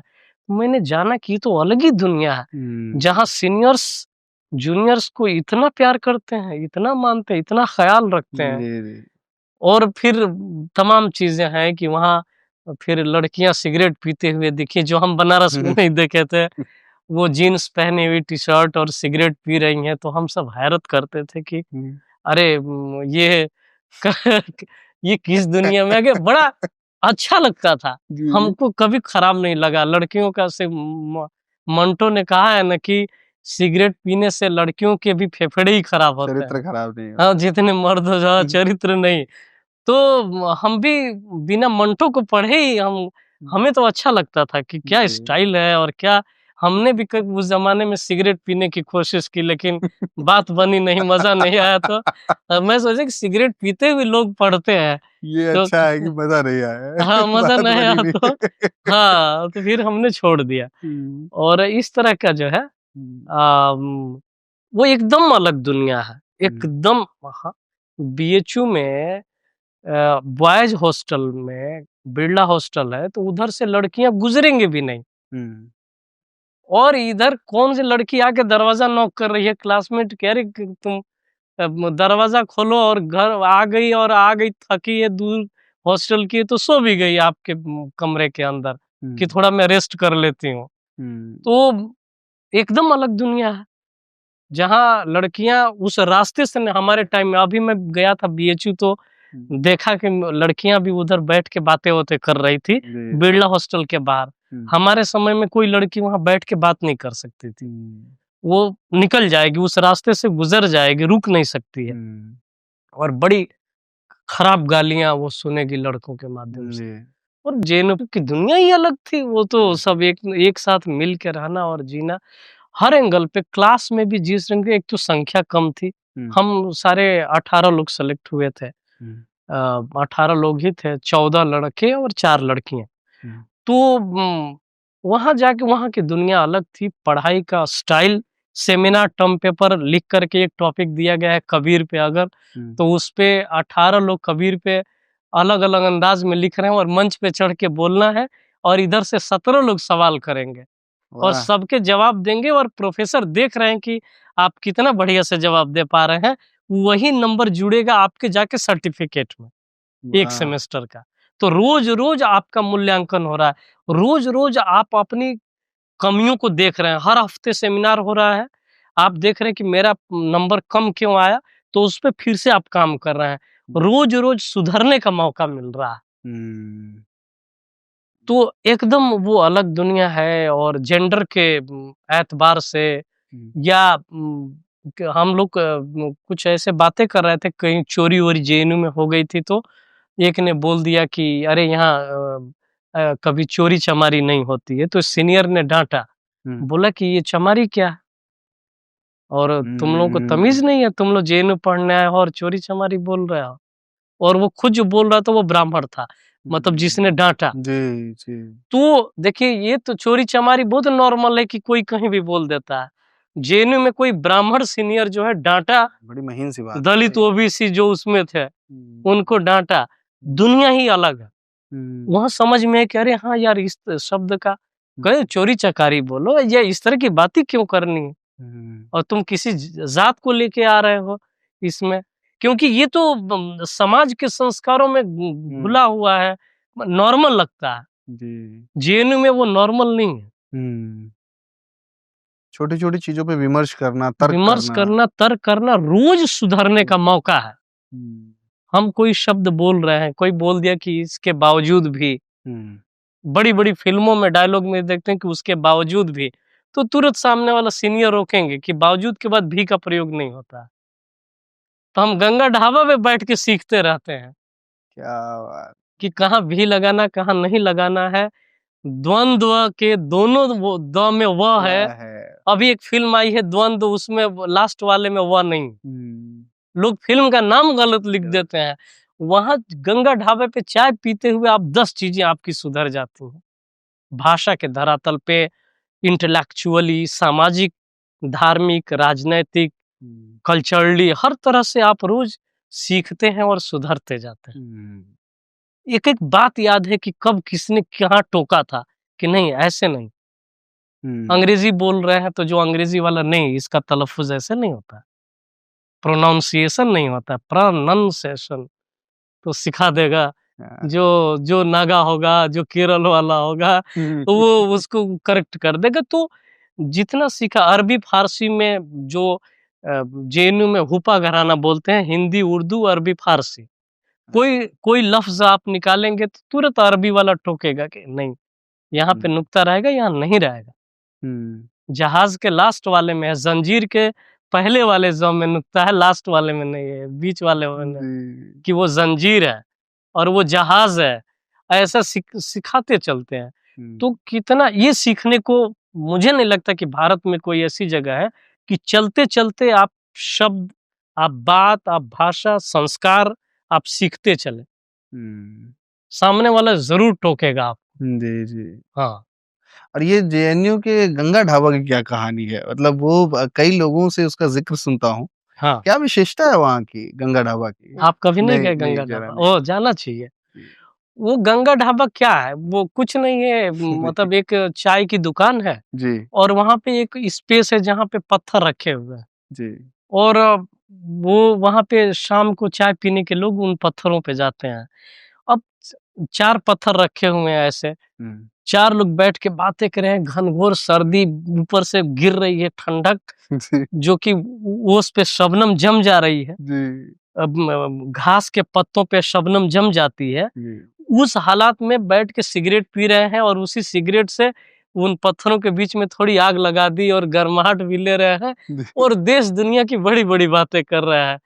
पूरी दुनिया में कहाँ क्या हो रहा है, सियासत में, धर्म को लेकर के, जात को लेकर के, रेस को लेकर के बड़ी बड़ी बातें हो रही हैं। तो उसमें बहुत सीखने को मिलता है। आप किसी भी टॉपिक पे बात करते हैं तो उस पे तुरंत, और बड़े बड़े लोगों को बुलाया जाता है, सिनेमा के बड़े लोग, गुलजार साहब आ गए, पूजा भट्ट आ गई, महेश भट्ट आ गए, जावेद अख्तर आ रहे हैं, अमर सिंह पहुंचे हुए हैं और लालू यादव पहुंचे हुए हैं। एक एक प्रोग्राम रखा जाता है वहाँ। वहीं ढाबे पे ही बैठ करके? ढाबे पे भी नाटक होते हैं। अच्छा, ओके। फिर कोई ऐसा टॉपिक जो थिएटर वाले लड़के हैं वहाँ पे वो नाटक कर रहे हैं और बड़े बड़े जो लीडर हैं वो जा रहे हैं। वो मेस, रात को जो साफ सफाई हो जाता है मेस में, बड़े से बड़े आदमी बैठा हुआ है, सीएम बैठे हुए हैं, लालू जी पहुंचे तो अमर सिंह पहुंचे हुए हैं। वो लोग सबको सवाल जवाब चलते रहते हैं। तो इतना सवाल जवाब का कल्चर। अब देखिए, अभी जेएनयू में अभी लेफ्ट के 4 सीटें जीते हैं लोग। जेएनयू लोगों को इसीलिए खटकता है कि वो सवाल करते हैं, सिर्फ इतना ही है। क्योंकि जेएनयू सवाल करना सिखाता है कि आप मान मत लो, जो है उसको सरेंडर मत करो, उस पे सवाल करो। हम कभी इस एंगल से सोचते ही नहीं थे बीएचयू में रह के या बलिया में रह के, जिस एंगल से वहां पे, और ऑलमोस्ट चीजें गंगा ढाबा पे ये सब डिस्कोर्स होते हैं, सब बैठे हुए शाम के 5-6 बजे से, जब टेम्परेचर अच्छा हो गया तो 5-6 बजे से लड़के लड़कियां बैठना शुरू, और बातें करते करते हमने तो कितनी रात, सुबह हो गई है। चर्चा मैं और मेरा क्लासमेट। तो 24 आवर खुला रहता है वो बंद हो गया अगर 3-4 बजे तक बंद हो गया। जी जी जी। 24x7 भी है एक ढाबा। अच्छा। तो 24 घंटे आपको भूख लग जाएगी बात करते करते, 4 बज गए तो पराठे मिलते हैं जी। तो पराठे खा लिए जी। तो बहुत सीखने को। मैंने कितने जो गाने मैंने लिखे हैं, खूबसूरती पे कितने गीत लिखे, कोई लड़की गुजर रही है। अभी मैंने एक जिस पे लिखा है आइटम सॉन्ग, वो लड़की अभी इसमें डीआईजी है। और जब वो गाना आएगा तो कभी मैं उसे बताऊंगा जब हिट होगा कि ये जब तुम निकल रही थी चाय लेके गंगा ढाबे से, तो मैं तुम्हारी चाल पे ही लिखा था, गाना बन गया है। वो गाना मार्केट में जल्द आने वाला है। अच्छा। बस उसकी चाल पे मैंने लिखा था। और अभी माइक्रो ऑब्जर्वेशन मतलब। हाँ, तो मैंने कितने ख्याल मैंने ढाबे पे बैठ के बुने थे, जो आज जाके बेच रहा हूँ मुंबई में, उन ख्यालों को। मैंने जो गीत तेरे प्यार की खातिर लिखे, आज उन गीतों को बाजार में ले आया हूँ, तो वही कर रहा हूँ मैं। क्या बात है। अच्छा, बीते दिनों एक बिहार में चुनाव संपन्न हुए थे। जेएनयू की यात्रा आपने बड़ी खूबसूरत सी बताई है। हाँ। अब हम लोग जरा थोड़ा-सा आपके गीतों पर भी आते हैं। जी। आपने बीते दिनों बिहार चुनाव संपन्न हुए हाँ। और एक लाइन आपकी, एक तो जब भी चुनाव होता है चाहे यूपी में हो, हाँ, हाँ। बिहार में हो, आपके लिखे गीतों की इतनी धूम रहती है। जी। आइए ना हमरे बिहार में। जी। नीरज पांडे साहब की एक बड़ी जी। अच्छी सी सीरीज आई खाकी और जी। उसमें आपने गीत लिखा जी। आइए ना हमरे बिहार में। हुँ। मैं उसके लिरिक्स देख रहा था, हुँ। बड़ा कमाल का आपने ये लिखा है और ऐसा लगता है बिहार को कितना करीब से समझा है आपने। हाँ। मैं देख रहा था यहाँ पे एक इसमें लाइन आती है कि बैलेंस है यानी गंवार में। है ना? आइए ना हमरे बिहार में। एक जगह आप लिखते हैं कि खाकी और खद्दर में भैया गजब कनेक्शन होता है। हाँ, हाँ। बड़ा कांड हो जाने पर भी यहाँ अटेंशन होता है। बड़ा कांड हो जाने पर ही पर ही यहाँ यहाँ अटेंशन अटेंशन होता होता है, है। लोड लोड ले। लेते हो क्यों बेकार में, हुँ। आइए ना हमरे बिहार में। हाँ, हाँ, हाँ। तो जो पूरा माहौल आपने बनाया है और इसकी शुरुआत तो पहले वाले में जो होती है कि ठोक देंगे कट्टा कपार में, हाँ, हाँ। आइए ना हमरे बिहार में। बुद्धा की धरती की परती पर उगल बंदूक यहाँ, हाँ, और बुतुरु से भी क्या मजाल की जाए निशाना निशाना चूक चूक यहाँ। यहाँ। ठोक देंगे कट्टा कपार में, आइए ना हमरा बिहार में।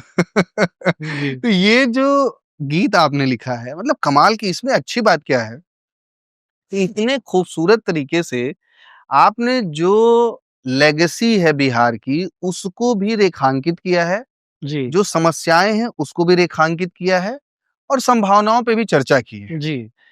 इस गीत के बारे में बताइए कि ये मतलब क्या ब्रीफिंग थी, कैसे ये आकार लिया, क्या हुआ? आइए ना हमरे बिहार में के बारे में अगर बता सकें कुछ। हुँ।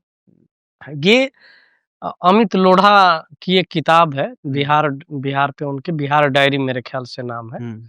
तो उसी पे, उन्हीं की किताब पे ये अमित लोढ़ा आईपीएस। आईपीएस, हुँ। हाँ, डीआईजी हैं, हुँ। आईजी होंगे अभी बिहार में। हुँ। तो उन्हीं की किताब थी बिहार डायरी। हुँ। उसी पे उसी कहानी पे खाकी द बिहार चैप्टर हुँ। वेब सीरीज नीरज पांडे ने बनाई। हुँ, जी, जी। तो मेरे पास स्क्रिप्ट आ गई थी। हुँ। स्क्रिप्ट आ गई थी, जब मैं पढ़ा तो उसमें बाहुबलियों की कहानियाँ चल रही हैं, गोलियाँ चल रही हैं हुँ। और कट्टे और ये सब का ज़िक्र है। हुँ। तो ये सारा देख रहा हूँ मैं पूरा मंज़र, हुँ। तो मैं बिहार से तो हूँ नहीं, हुँ। लेकिन जेएनयू में आधा बिहार के लोग जी। और अपने-अपने गाँव के किस्से बताते हैं, हुँ। वहाँ की कहानियाँ बताते हुँ। हैं। हुँ। तो और बलिया भी पूरा बिहारी ही है, हुँ। वो पूरा कल्चर ही बिहारी कल्चर है। हुँ। तो मैं सब जानता ही था। तो लेकिन मैं खुद जब लिखता हूँ, मैं भी थोड़ा-सा हैरत में होता हूँ, जी। लिख लेने के बाद। जी। मैं सोचा नहीं था, मैं पहले क्रैक करना चाह रहा था कि कोई दबंगई की चीज़ लेके आऊँ हुँ। इसमें। हुँ। लेकिन मैं ये नहीं सोचा था हुँ। कि ये बुद्धा की धरती की परती पर उगल बंदूक यहाँ, हुँ। और बुतरू से भी क्या मजाल की जाए निशाना चूक यहाँ। ठोक देंगे कट्टा कपार में, आइए ना हमरा बिहार में। बुतरू को अगर हम डिकोड करें तो एक हाशिए पे पड़ा एक व्यक्ति है। ना, हाँ। बुतरू मतलब बच्चा, अच्छा, छोटा बच्चा। ओके। बाल बुतरू कैसे हैं आपके? हाँ, ये बिहार के लड़के बोलते ओके, हैं, पूछेंगे कि और सब बाल बुतरू ठीक है ना?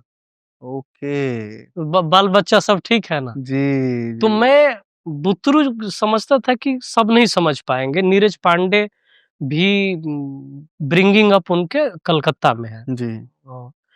तो बंगाल में उनका ब्रिंगिंग अप है। हुँ। तो मैं जानता था कि हम तो डरते हैं ना लिखने वाले, कि हुँ। सामने वाला ये ना बोले कि ये क्या लिख दिए क्या कि लिख दिया? समझ में नहीं आ रहा है। हुँ। तो हम बच्चा भी लिख के लेके गए थे, लेकिन बुतरू करेक्ट लगा हुआ था, खट सही से लग सुर रहा है। लगा हुआ था। हाँ। तो तो पूछे, नीरज पांडे पूछे कि ये बुतरू क्या है? तो हम कहे सर हुँ। छोटा बच्चा। सर मैं बदल दूँ इसको? हुँ। कहे कि नहीं-नहीं ये अच्छा लग रहा अच्छा है। लग रहा है। जब उनको पता चला कि छोटे बच्चे को कहते हैं बुतरू, हुँ। बुतरू का साउंड उनको पसंद आया। अच्छा, मुझे भी पहले यही लगा बुतरू पढ़ते वक़्त।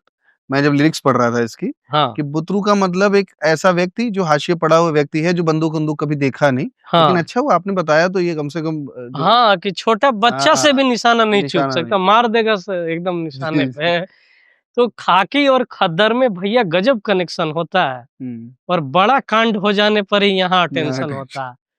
लोड लेते हैं आप तो बेकार में, लोड लेते हैं क्यों बेकार में, आइए ना हमरा बिहार में। एक और लाइन, हम ही दरोगा हम ही कलेक्टर सब डिग्री के लायक हैं, और हम भी कुर्ता झाड़ के चलते भैया हमारे विधायक हैं। हाँ, कौन बोलेगा जिला जवार में, है यही लाइन है रंग ना? सारे ही हवा रंगदार में, रंग सारे हैं ये हमारा रंगदार में, वो मीटर की वजह से जी जी जी जी। रंग सारे ही हमारा रंगदार में, ये मीटर है उसका। आइए ना हमरे बिहार। हाँ, आइए ना हमरा बिहार में। क्या बात। तो म्यूजिक डायरेक्टर ने पहले बनाया था कि आइए ना बिहार में, एक्चुअली धुन ऐसे बन रही थी, बट नीरज सर ने कहा कि हमरा होना चाहिए, तो आइए ना हमरा बिहार में किया गया।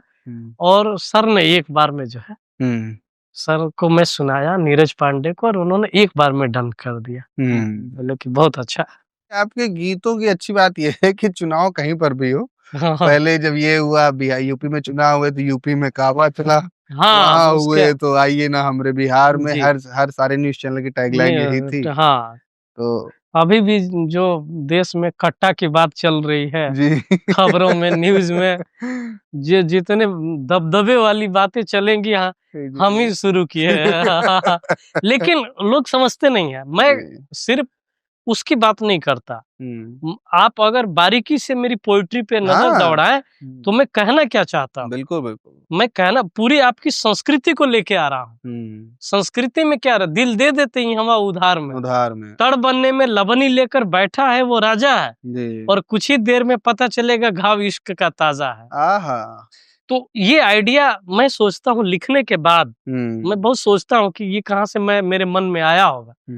तो मैला आंचल में रेणु ने लिखा है कि तड़बन्ने में वो वहां पे कितने दिल टूटते हैं पीने के बाद, कुछ ऐसा उन्होंने लिखा है।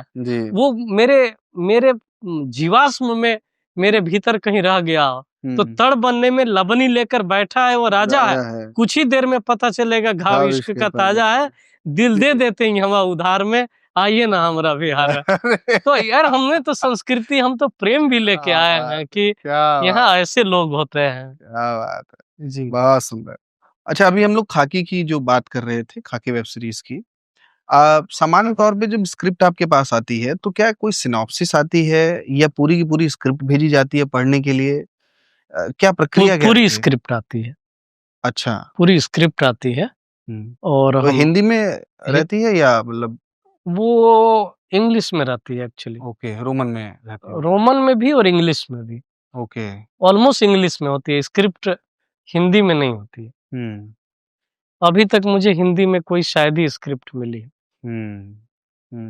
अनारकली अफवारा को छोड़ के अभी तक मुझे कोई हिंदी में स्क्रिप्ट नहीं मिली होगी, इंग्लिश में ही मिलती है। ओके। तो थोड़ा इंग्लिश में घुसने में हमको भी तकलीफ होती है, मतलब मजा नहीं आता है ना उतना। हम चूंकि हिंदी गाना लिखना है तो कुछ जो अंग्रेजी के स्कॉलर हैं उनको बुला लेता हूँ, मैं पूरी स्क्रिप्ट पढ़ के सुना और समझाते चलो, मैं आंख बंद करके सुनता हूँ। जगह बताया जाता है कि इस जगह पे गाना रहेगा, ओके, तो वो जगह मुझे याद रहता है, वो वहाँ मेंशन रहता है, तो हम वो नोट भी करते जाते हैं, वो जगह नोट करते जाते हैं, और उसके आसपास के माहौल को नोट करते हैं कि इस जगह पे क्या था। ओके। तो उस ख्याल में मुझे जाने में सुविधा होती है। ओके ओके जी।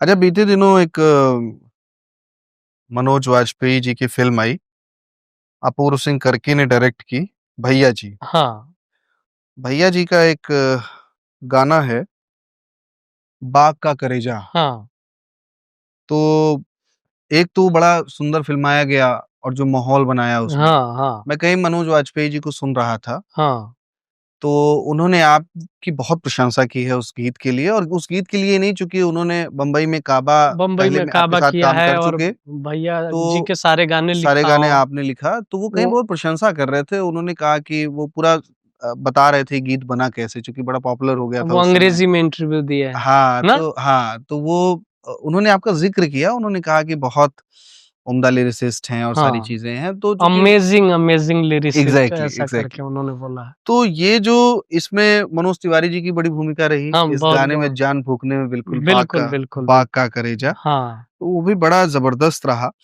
अब जब अपने दौर के श्रेष्ठतम अभिनेताओं को अपनी तारीफ़ करते हुए सुनते हैं, हाँ, निश्चित तौर पे उनके शूल से लेके जो पूरी यात्रा रही है, उसके भी साक्षी बिल्कुल, आप रहे हैं बिल्कुल, मनोज बिल्कुल। वाजपेयी जी के। जी, तो वो एक कैसा अनुभव रहता है और उन अभिनेताओं को जिनको आपने कभी देखा होगा काम करते हुए, उनकी हाँ, संवाद अदायगी से प्रभावित हुए होंगे, जी, उनकी सारी चीज़ों से प्रभावित हुए, उनकी यात्रा से प्रभावित हों और ऐसे चूँकि मैं उनको भी देखता हूँ बहुत हम्बल बैकग्राउंड से आए और यहाँ तक हाँ। पहुँचे हैं। हुँ। तो वो कैसा अनुभव रहता है कि मतलब ऐसे लोगों से तारीफ़ सुनना और इस तरीके की यात्रा जो अभी यहाँ तक पहुँची है? हाँ, मतलब वो बहुत ज़्यादा कुछ ऐसा नहीं है। हुँ। मेरे लिए थोड़ा अब नॉर्मल हो गया जी, है जी। कि अनुभव सिन्हा बोल रहे हैं मेरे बारे में, जी, सुधीर मिश्रा जी। या मनोज वाजपेयी हुँ, या हुमा कुरैशी ने भी एक हुँ, इंटरव्यू में बोला है। हुँ। तो अच्छा लगता है और मुझे लगता है कि मैं इस मुकाम पे हूँ कि उन लोगों को अरे! बोलना चाहिए हुँ, और अ, मेरे पसंदीदा 3 कलाकार थे, इरफ़ान खान, मनोज वाजपेयी और नवाज़ुद्दीन सिद्दीकी। हुँ। मैं चाहता था कि मैं इनके साथ काम करूँ। 2 के लिए तो आपने कर लिया? 2 के लिए मैंने किया, नवाज़ुद्दीन सिद्दीकी के लिए अफ़वाह में किया अफ़वाह में किया। और मैं इरफ़ान साहब के साथ काम तो नहीं किया, हुँ। लेकिन मेरी एक पोएट्री सुन के इरफ़ान खान साहब का बुलावा आया अच्छा! कि मिलना चाहता हूँ। अरे वाह! तो मैं और विपिन पटवा हम म्यूज़िक हुँ, डायरेक्टर मैं उन्हीं के साथ काम कर रहा था। हुँ, तो एक पोएट्री मैंने लिखी थी एक फ़िल्म के लिए, हुँ, जिसको नहीं रखा गया। ये था कि ये विवादास्पद हो सकता है। हुँ, उसकी लाइनें थी कि हिंदू, मुस्लिम, सिख, ईसाई, हुँ, किसने बेढंगी ये दुनिया बनाई, हुँ, कोई सिख, हिंदू है, मुस्लिम, ईसाई। हुँ, जन्नत की ख़्वाहिश में ये क्या किया हुँ, कि ज़मीं देखकर अब जहन्नम भी रोया, तौबा तौबा ये क्या हुआ, हुँ, गुमराह अब ये इंसान हुआ। हुँ। सर्वजीत के लिए गाना लिखा था, रणदीप हुड्डा, ऐश्वर्या राय की फ़िल्म अच्छा थी। सरबजीत के लिए, ओके। लेकिन इस गाने को नहीं रखा गया। वो गाना किसी प्रोग्राम में, कहीं पे, किसी मीटिंग में हुँ, ये गाना इरफ़ान खान सुने, हुँ, बोले लिखा किसने है? हुँ, और फिर उसके बाद कि कोई बताया कि कोई जेएनयू से पीएचडी किया हुआ है, डॉक्टर है। हुँ, अभी हम इतने मशहूर नहीं हुए थे, हुँ, तो मुझे बुलाए वो हुँ, और निशिकांत कामत के ऑफ़िस में हुँ, हम पहुँचे और हुँ, उन्होंने वो खड़े हो गए मुझे देख के। मैं डायरी लेके एंटर किया ऑफ़िस में, हुँ, मुझे दूर से देख के खड़े हो गए। हाथ मिलाया और बोले आजकल आप बहुत मशहूर हो गए हैं। जी, मैं बोला कहाँ सर, मुझे तो कोई नहीं जानता। हुँ, तो बोले आप बहुत अच्छा लिखते हैं हुँ। और हम उस समय मदारी की एडिटिंग चल रही थी। अच्छा, ओके। तो निशिकांत कामत को उन्होंने बोला कि यार निशी, एक गाना डॉक्टर साहब का रखो। हुँ। तो उन्होंने कहा सारे गाने हो गए हैं, फाइनल एडिटिंग हुँ। में फ़िल्म है। अरे यार! फिर उन्होंने 1-2 महीने बाद बुलाया, हुँ, एक फ़िल्म दिलाई थी हुँ, और तब तक उनकी तबीयत ख़राब हुई और वो फ़िल्म बनी नहीं। हुँ। नहीं, वो बुला के उन्होंने मुझे काम दिया था। तो वाह! भले मैं नहीं किया, लेकिन ये मेरे लिए बहुत बड़ी उपलब्धि है कि उन्होंने मेरी पोएट्री सुन कर के मुझे बुलाया मिलने के लिए। हाँ, संवाद हुआ उनके साथ, उनके उन्होंने साथ आपके संवाद, हम काम की खूब तारीफ़ बैठे, की। खूब बातें किए। हुँ, उनके साथ मदारी बैठ के देखे, उन्होंने कहा ज़रा देखिए कैसी क्या लग बात! रही है वाह! एडिटिंग में। हाँ, तो मैं उन खुशहाल लोगों में से मैं भी हूँ कि जी, जी, इन तीनों के साथ काम करने का इस तरह से मौका मिला। जी। अ, बहुत सारी बातें आपसे करनी हैं लेकिन एक गीत आपने लिखा था भीड़ फ़िल्म के लिए। हुँ, अ, यकीन मानिए बहुत कम ऐसे गीत होते हैं जो बहुत अंदर तक तर कर जाएँ आपको। हुँ, लॉकडाउन का ऐसा दौर हुँ, जब पलायन का एक दौर चल रहा था, कह दिया गया लॉकडाउन है।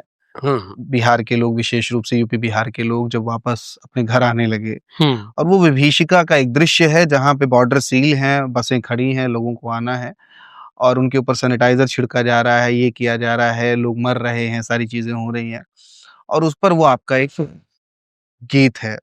हेराइल बा। तो सबसे पहले तो मैं चाहूंगा, अगर आपको याद हो तो अच्छी बात है, अदरवाइज मेरे पास लिरिक्स है, अगर आप प्लीज थोड़ा इसको पढ़ सकें तो मुझे हाँ, बड़ी खुशी होगी, फिर हम बिल्कुल इस पे बिल्कुल, चर्चा मुझे करते हैं। पूरा याद तो नहीं है। जी जी। हाँ, ये है कि खूनवा पसीना, इसके पीछे थोड़ी सी कहानी मैं बता जी दूं प्लीज। अ, हम्म विजित भाई, हम्म कि मैं उस समय बलिया आया हुआ था हम्म और अनुभव सिन्हा का फोन आया। हम्म उन्होंने कहा कि कहाँ है हम्म डॉक्टर साहब? हम्म मैं कहा, सर बलिया आया हूँ। ओ, कब तक आएंगे आप? हम्म कि सर बताइए, तो मैं जल्दी आ जाऊंगा। हम्म। तो उन्होंने कहा कि हाँ, थोड़ा जल्दी काम था। तब तक आप उनके लिए बम्बई में कब कर चुके थे? कर चुका था मैं, तो एक हो गया था जी, कि परिचय हो गया। कंफर्टेबल हो गया था रिश्ता। हुँ, तो मैं उस समय बलिया से फिर मैं बीएचयू गया हुँ, अपने दोस्त के घर पे, हुँ, और वहाँ पे छत पे मैं बैठा था और उन्होंने थोड़ी कहानी बताई थी। ओके। तो मैं 4 लाइन लिख कर के मोबाइल पे ही लिखा, हुँ, "खुनवा पसीना सहरिया में ए भैया, हुँ, कौड़ी के भाव में बिकाइल बा, हुँ। चल उड़ चल सुगना गौवा के ओर जहाँ माटी में सोना हेराइल बा।" आहा! ये लिख के मैंने सर को, अनुभव सर को व्हाट्सएप किया। हुँ। उन्होंने तुरंत दिल वाली इमोजी भेजी। ये टेक्स्ट आपने या ऑडियो में भेजा या टेक्स्ट भेजा आपने? टेक्स्ट में लिख टेक्स्ट। के, मैं देवनागरी लिपि में टाइप हुँ, करता हूँ। हुँ, तो मैं किया तो दिल का की इमोजी आ गया। हम, सर अच्छा है क्या? कह हुँ, रही बहुत ही अच्छा है। हुँ, आप आ कब रहे हैं? हम, सर कल आ रहा हूँ, हुँ, कल की फ्लाइट है। हुँ, तो मैं पहुँचा और सर ने भीड़ फ़िल्म देखने के लिए हुँ, बाकायदा, जैसे सिनेमा हॉल में कोल्ड ड्रिंक और पॉपकॉर्न का हुँ, इंतज़ाम किया जाता है, हुँ। तो वैसे मेरे लिए माहौल बना के और उस फ़िल्म को दिखाई गई लिखने से पहले। ओके, अच्छा फ़िल्म बन चुकी थी तब तक? फ़िल्म बन चुकी थी, आप उसमें रोल कर चुके थे और और मुझे बुला के पूरी फ़िल्म दिखाई गई। जी, जी। मैंने पूरी फ़िल्म देखी, तो अगर वो फ़िल्म मैं नहीं देखता ना, हुँ, उसमें बोझ लाद के और जैसे-जैसे लोग आ जा रहे हैं, तो भीड़ में ऐसे छिटा गई नी जैसे कि बोरा से सरसों छिटाइल बा। ये सब ख़्याल नहीं आते, अगर मैं फ़िल्म नहीं देखा होता। हुँ, विज़ुअल जज़्ब हो गए थे मेरे भीतर, जी। तो उसके वो देखने के बाद ही घर पे आके और मैं कहा कि सर थोड़ा मैं आराम से लिखूँगा। हुँ, तो बोले कि हाँ, आप आराम से लिखिए। हुँ, तो जो मैं लिखा वो सुना रहा हूँ पढ़ के, जी। चूँकि इतने मेरे गाने 300 गाने हो गए होंगे, इसलिए अब मुझे इसलिए मैं अपने लिरिक्स ही लिख गाने याद नहीं रहते। कभी-कभी कोई लिरिक्स सुनता हूँ तो कहता हूँ कि ये किसका है? इसका है। मुझे बड़ी हैरत हुई, मैंने एक फ़िल्म का गाना लिखा है, वो संजय मिश्रा की फ़िल्म है डेथ ऑन संडे। ओके। तो वो गाना वो जो है वो गाना, मुझे अभी वो फ़िल्म आई नहीं है, हुँ, बट वो गाना डायरेक्टर ने मुझे भेजा। हुँ। तो मैं सुना, मैंने कहा कि यार कौन लिखा है, एकदम मेरे रेंज में लिखता है कोई। हाँ, तो मैं सोचा कि ये मेरे रेंज में कौन लिखने लगा, जी। जहाँ मैं पकड़ता हूँ। तो मैं फिर फ़ोन किया डायरेक्टर को। संजय सोनू नाम है, राजपाल हुँ, यादव के वो एनएसडी से लेके मुंबई तक रूममेट थे, जी। एक्टर हैं वो, और उन्होंने एक फ़िल्म डायरेक्ट की है। तो मैंने फ़ोन किया, मैंने बोला इसको ये वाला गाना किसने लिखा था? कहा ये आप ही वाला तो भेजा हूँ। तो मैं कहा यार मेरी ये हालत हो गई कि मैं अपने यार लिरिक्स में नहीं पहचान पा रहा हूँ, और बहुत कमाल का लिखा हूँ। जी, हाँ, मतलब जो अपने करियर में मैंने जो बेस्ट गाने लिखे हैं, जी, उसमें एक गाना वो भी है, अगर वो फ़िल्म आती है, जी, बन के तैयार है, पता नहीं आएगी या नहीं। जी। नहीं आएगी तो उस गाने का इस्तेमाल कहीं और करूँगा। हुँ, लेकिन तो खुद अपनी चीज़ें मैं यूँ भूल गया। हुँ, ये पहली बार लेकिन वो ऐसा हुआ। कभी-कभी कहीं गाना बज रहा है सुनता हूँ तो अच्छा ये तो मेरा लग रहा है, मेरा हुँ, वाला है। हुँ, कहीं गली में जाते हुए हुँ, आजकल, मतलब हम कहीं बैठे रहते हैं रेस्टोरेंट में और मेरा आइए ना हमरा बिहार में बज रहा जी, होता है, जी। बम्बई में काबा बज रहा होता है, बाग का कलेजा बज रहा होता है। हुँ, मेरे 4-5 गाने ऐसे हैं कि जो जी। लोग कहीं भीड़-भाड़ में बजाते रहते हैं। मुझे पता था कि कहीं न कहीं लिरिक्स थोड़ी मिस होगी, इसलिए मैं इसका प्रिंट आउट लेकर के आया, आपसे सुनूँगा। हाँ, तो मैं इसको जी। पढ़ के सुनाता हूँ हुँ, कि खुनवा पसीना सहरिया में ए भैया, कौड़ी के भाव में बिकाइल बा, चल उड़ चल सुगना गौवा के ओर जहाँ माटी में सोना हेराइल बा। चल उड़ चल सुगना गौवा के ओर जहाँ माटी में सोना हेराइल बा। घर अंगनैया के सपना सजा के, घर अंगनैया के सपना सजा के, मशीनियों से बेसी देहिया खटौनी। घर अंगनैया के सपना सजा के, मशीनियों से बेसी देहिया खटौनी। आ हाय रे करम यही पेटवा की खातिर, कबो वॉचमैनी के ड्यूटी बजौनी। भीड़ में ऐसे छिटा गईनी जैसे बोरा से सरसों छिटाइल बा। चल उड़ चल सुगना गौवा के ओर, जहाँ माटी में सोना हेराइल बा। चल उड़ चल सुगना गौवा के ओर, जहाँ माटी में सोना हेराइल बा। और कौने कानूनवा में हमहन घेरैनी, ये जेएनयू है। ये कौने कानूनवा में हमहन घेरैनी, कौन बहेलिया बिछावे रे जाल। कौने कानूनवा में हमहन घेरैनी, कौन बहेलिया बिछावे रे जाल। आ काहे भइल बा इतना लाचारी, सुई दवाई एगो टिकिया मोहाल। हाकिम लोग कीड़ा मकोड़ा बुझे, हाकिम लोग कीड़ा मकोड़ा बुझे, कीटनाशक हमन पे छिड़काइल बा। चल उड़ चल सुगना गौवा के ओर, जहाँ माटी में सोना हेराइल बा। चल उड़ चल सुगना गौवा के ओर, जहाँ माटी में सोना हेराइल बा। गहना गुड़िया के बतिये ना पूछा, बाटे सवांग मोरा बनकी धराइल। इसकी एक लाइन इधर होनी चाहिए। भटके सहरिया में ये भैया जेकर, भटके सहरिया में ये भैया जेकर, खेत खरिहनवा हो बाटे छिनाइल। ये इंटेलेक्चुअल अप्रोच है। भटके सहरिया में ये भैया जेकर, खेत खरिहनवा हो बाटे छिनाइल। आ गहना गुड़िया के बतिये ना पूछा, बाटे सवांग मोरा बनकी धराइल। अरे तुम गहना गुड़िया बंधकी की बात करते हो, यहाँ तो अपना मर्द ही, हस्बैंड ही बंधकी धराया हुआ। सवांग कहते हैं हस्बैंड को। और धुआं धुआं हो गईली आल्हर जवनिया, धुआं धुआं हो गईली आल्हर जवनिया, चूल्हा में ऐसे झोंकाइल बा। चल उड़ चल सुगना गौवा के ओर, जहाँ माटी में सोना हेराइल बा। आखिरी अंतर है, थोड़ा बड़ा लिख दिया था। एक्चुअली मैं थोड़ा बड़ा लिख देता हूँ इसलिए कि डायरेक्टर ये ना बोले कि थोड़ा और लिखो। मैं दोबारा उस दुनिया में फिर मैं दोबारा नहीं घुस पाता हूँ, जिस दुनिया में मैं घुस जाता हूँ एक बार। तो हमेशा बंबई में का बा, मैं 8 मिनट का लिखा था, उसको काट के 6 मिनट का किया गया। और ये लिखा तो समझ में नहीं आ रहा था अनुभव सर को कि कौन सा रखें कौन सा निकालें। फिर बोले कि पूरा ही रख लो। हाँ, तकरीबन 5.5 मिनट के आसपास, 5.5 मिनट का है, पूरा है। तो जतिया धर्मवा के ऐसन अफीम हो, सुतुही से केहू चटावे हो राम। ये बाबा मार्क्स हैं। जतिया धर्मवा के ऐसन अफीम हो, सुतुही से कोई केहू चटावे हो राम। आ हाथवा में लेके नफरत के लाशा, धीरे से केहू सटावे हो राम। बच के जिया तनी बच के पिया, यही कुइया में भंगिया घोराइल बा।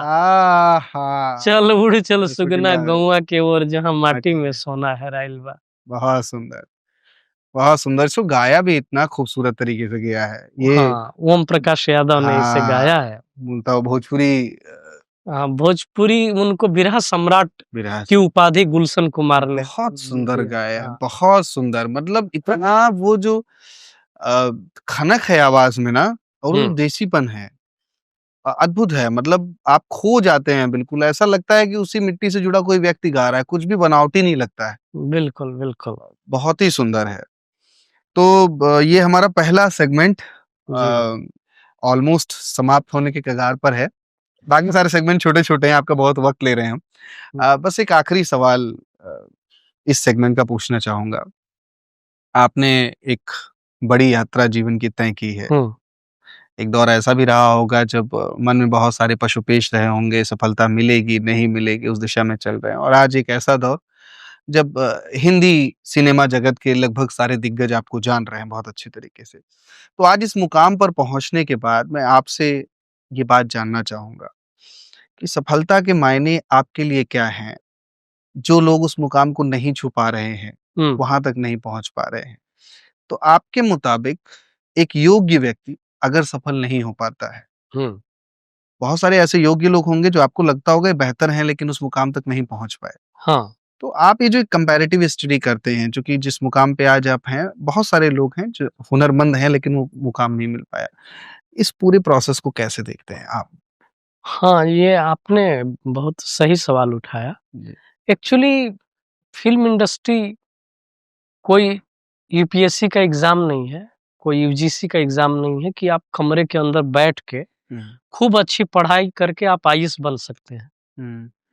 आप टैलेंटेड हैं तो जी, आप जी। आईएएस बन जाएँगे। हुँ, जितना ज़्यादा आप अपने को पैक करेंगे, हुँ, उतना जल्दी आप कामयाब होंगे। हुँ, एकेडमी में हो या ब्यूरोक्रेसी में हो। हुँ, सिनेमा सिर्फ़ टैलेंट का खेल नहीं है। हुँ, थोड़ा वर्सेटाइल होना चाहिए, जी। थोड़ी स्मार्टनेस होनी चाहिए हुँ, और थोड़ा उसकी जो रणनीतियाँ हैं, उसकी जो चाल है, हुँ, उस चाल को भी समझना होगा, उस खेल को भी समझना होगा। हुँ, तो सिर्फ़ निहायत सीधा बन के नहीं खेला जा सकता है। हुँ, थोड़ा दाँव-पेच है वहाँ पे इंडस्ट्री जी। में।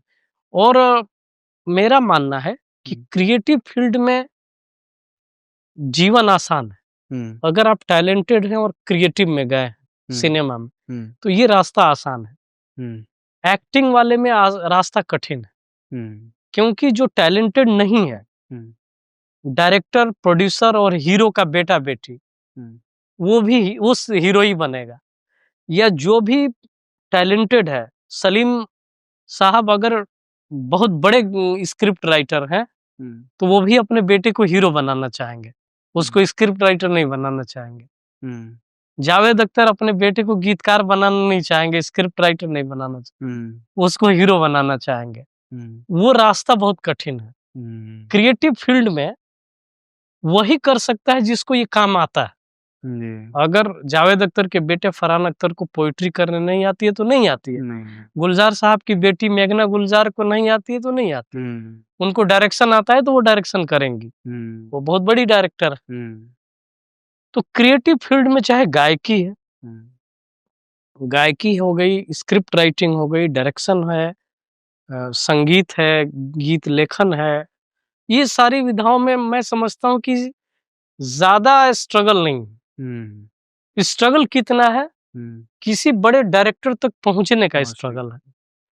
और वो आप कैसे पहुँचेंगे? भाई हमसे पहले लोग पहुँचे हुए हैं। हुँ, सपोज़ कीजिए कि मैं गीत लिख रहा हूँ हुँ, और हमसे पहले गुलज़ार साहब, जावेद अख्तर, प्रसून जोशी, स्वानंद किरकिरे, इरशाद कामिल, अमिताभ हुँ, भट्टाचार्य, कौसर मुनीर, हुँ, मनोज मुंतशिर और वरुण ग्रोवर सब पहुँचे हुए हैं। जी। ऑफ़ कोर्स वो लोग भी हमारी तरह स्ट्रगल करके वहाँ तक पहुँचे हैं। उनको जगह मिली हुई है, हुँ, तो हम पहुँचेंगे तो हमको भी 10 साल लगेंगे, 10-15 साल लगेंगे उस जगह तक। भाई अनुभव सिन्हा के लिए बड़े-बड़े लोग लिखे हैं, जी। सुधीर मिश्रा के लिए स्वानंद किरकिरे, इरशाद कामिल लिखे हैं। हुँ, इस समय मैं लिख रहा हूँ। हुँ, तो करते-करते जब हम पहुँचते हैं, हुँ, तो उसमें हमें भी घुसने का मौका मिलता है।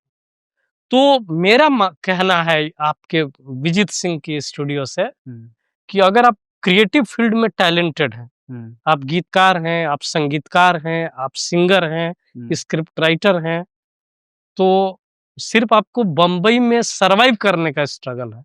हुँ, आपको काम ज़रूर मिलेगा। हुँ, बस उतना टाइम लगेगा कि वहाँ तक पहुँचने में थोड़ा वक़्त लगता है। जी। डायरेक्टर आप सुधीर मिश्रा से मिले हुँ, और आपने कोई पोएट्री सुनाई तो ऑफ कोर्स उनको अगर अच्छा लगेगा तो बोलेंगे कि नया लड़का है, बहुत अच्छा लिखता है। हुँ, एक इंटरव्यू उनका विवेक अग्निहोत्री के साथ है तो वो बोल रहे हैं कि उम, आज के टैलेंटेड लोगों में, उसमें क्रिएटिव लोगों में अमिताभ भट्टाचार्य, स्वानंद किरकिरे, हुँ, इरशाद कामिल और मेरा भी नाम लिए हैं। सुधीर मिश्रा जी। सुधीर मिश्रा ने डॉक्टर सागर, जी, जी। डॉक्टर सागर से लिखवाओ उन्होंने तो ऐसा बोला है इंटरव्यू में। उनके लिए तो आपने दासदेव और अफ़वाह दोनों किए। दासदेव और अफ़वाह और अभी समर 76 आ रही है अच्छा। वेब सीरीज़ हुँ, सोनी लिव की, हुँ, उसमें भी लिखा हूँ। हुँ, तो करते-करते 10 वर्षों में पहुँच जाते हैं, धीरे-धीरे बात चलती है कि कोई है वो भी अच्छा लिखता है, वो भी अच्छा हुँ, सुना दिए, हाँ, बहुत अच्छा है।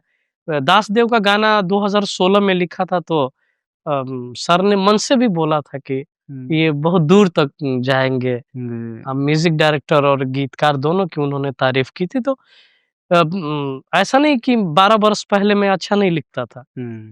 मुझे 10 बरस बाद बम्बई में काबा लिखने का मौका मिला, जब अनुभव सिन्हा के साथ मिला और मनोज बाजपेयी के साथ तो हिट हो गया, लोग जान गए।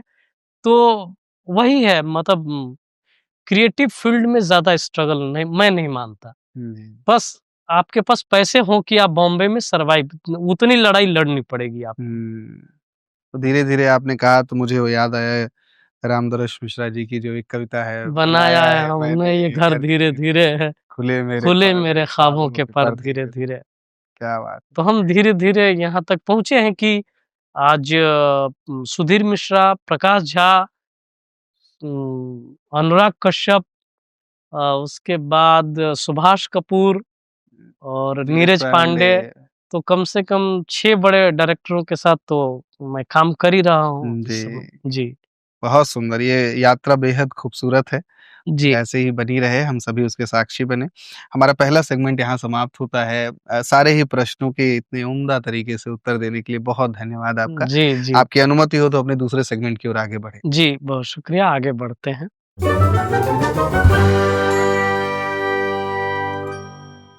स्वागत है सर आपका हमारे दूसरे सेगमेंट जिसका जी, नाम जी, है पहली शुक्रिया। पहली बार। जी, बिल्कुल। तो जो कुछ भी आज वर्तमान में घट रहा है, हाँ। अतीत में जब पहली बार घटा होता है, हुँ, वो स्मृतियाँ हमारे भीतर हमेशा जीवंत रहती हैं। हुँ। वैसे तो आपकी स्मृति भी बहुत अच्छी है। तो हाँ, अब थोड़ी हालाँकि कमज़ोर आप हो दावा गई कर रहे हैं कि अब थोड़ी है। कमज़ोर हुई है, लेकिन हाँ। मैं तो जो देख पा रहा हूँ स्मृति आपकी बहुत ही उम्दा है। जी। तो उन पन्नों को पलटने का प्रयास करेंगे, हाँ। पुराने कुछ पन्नों को। वन लाइनर उत्तर आपसे चाहिए इसमें। पहली असफलता हुँ। जिस पर खुल के रोना आया हो? उम, पहली असफलता तो ऐसा कोई मौका नहीं आया और मैं कभी असफलताओं पे मैं रोया नहीं, हुँ। ना, और मजबूत हुआ कि इसको अगली बार ठीक से करेंगे और इसको सुधारेंगे, और मैं कभी असफलता को लेके कभी मैं निराश निराश नहीं हुआ, कभी रोया नहीं। किसी रिजेक्शन ने ऐसा तोड़ा नहीं है मतलब। नहीं, ऐसा नहीं हुआ। कोई हुँ। ऐसा रिजेक्शन मुझे नहीं तोड़ पाया। असफलता ने तो प्रभावित नहीं किया। हाँ, पहली बड़ी सफलता जीवन की आप किसे मानते हैं?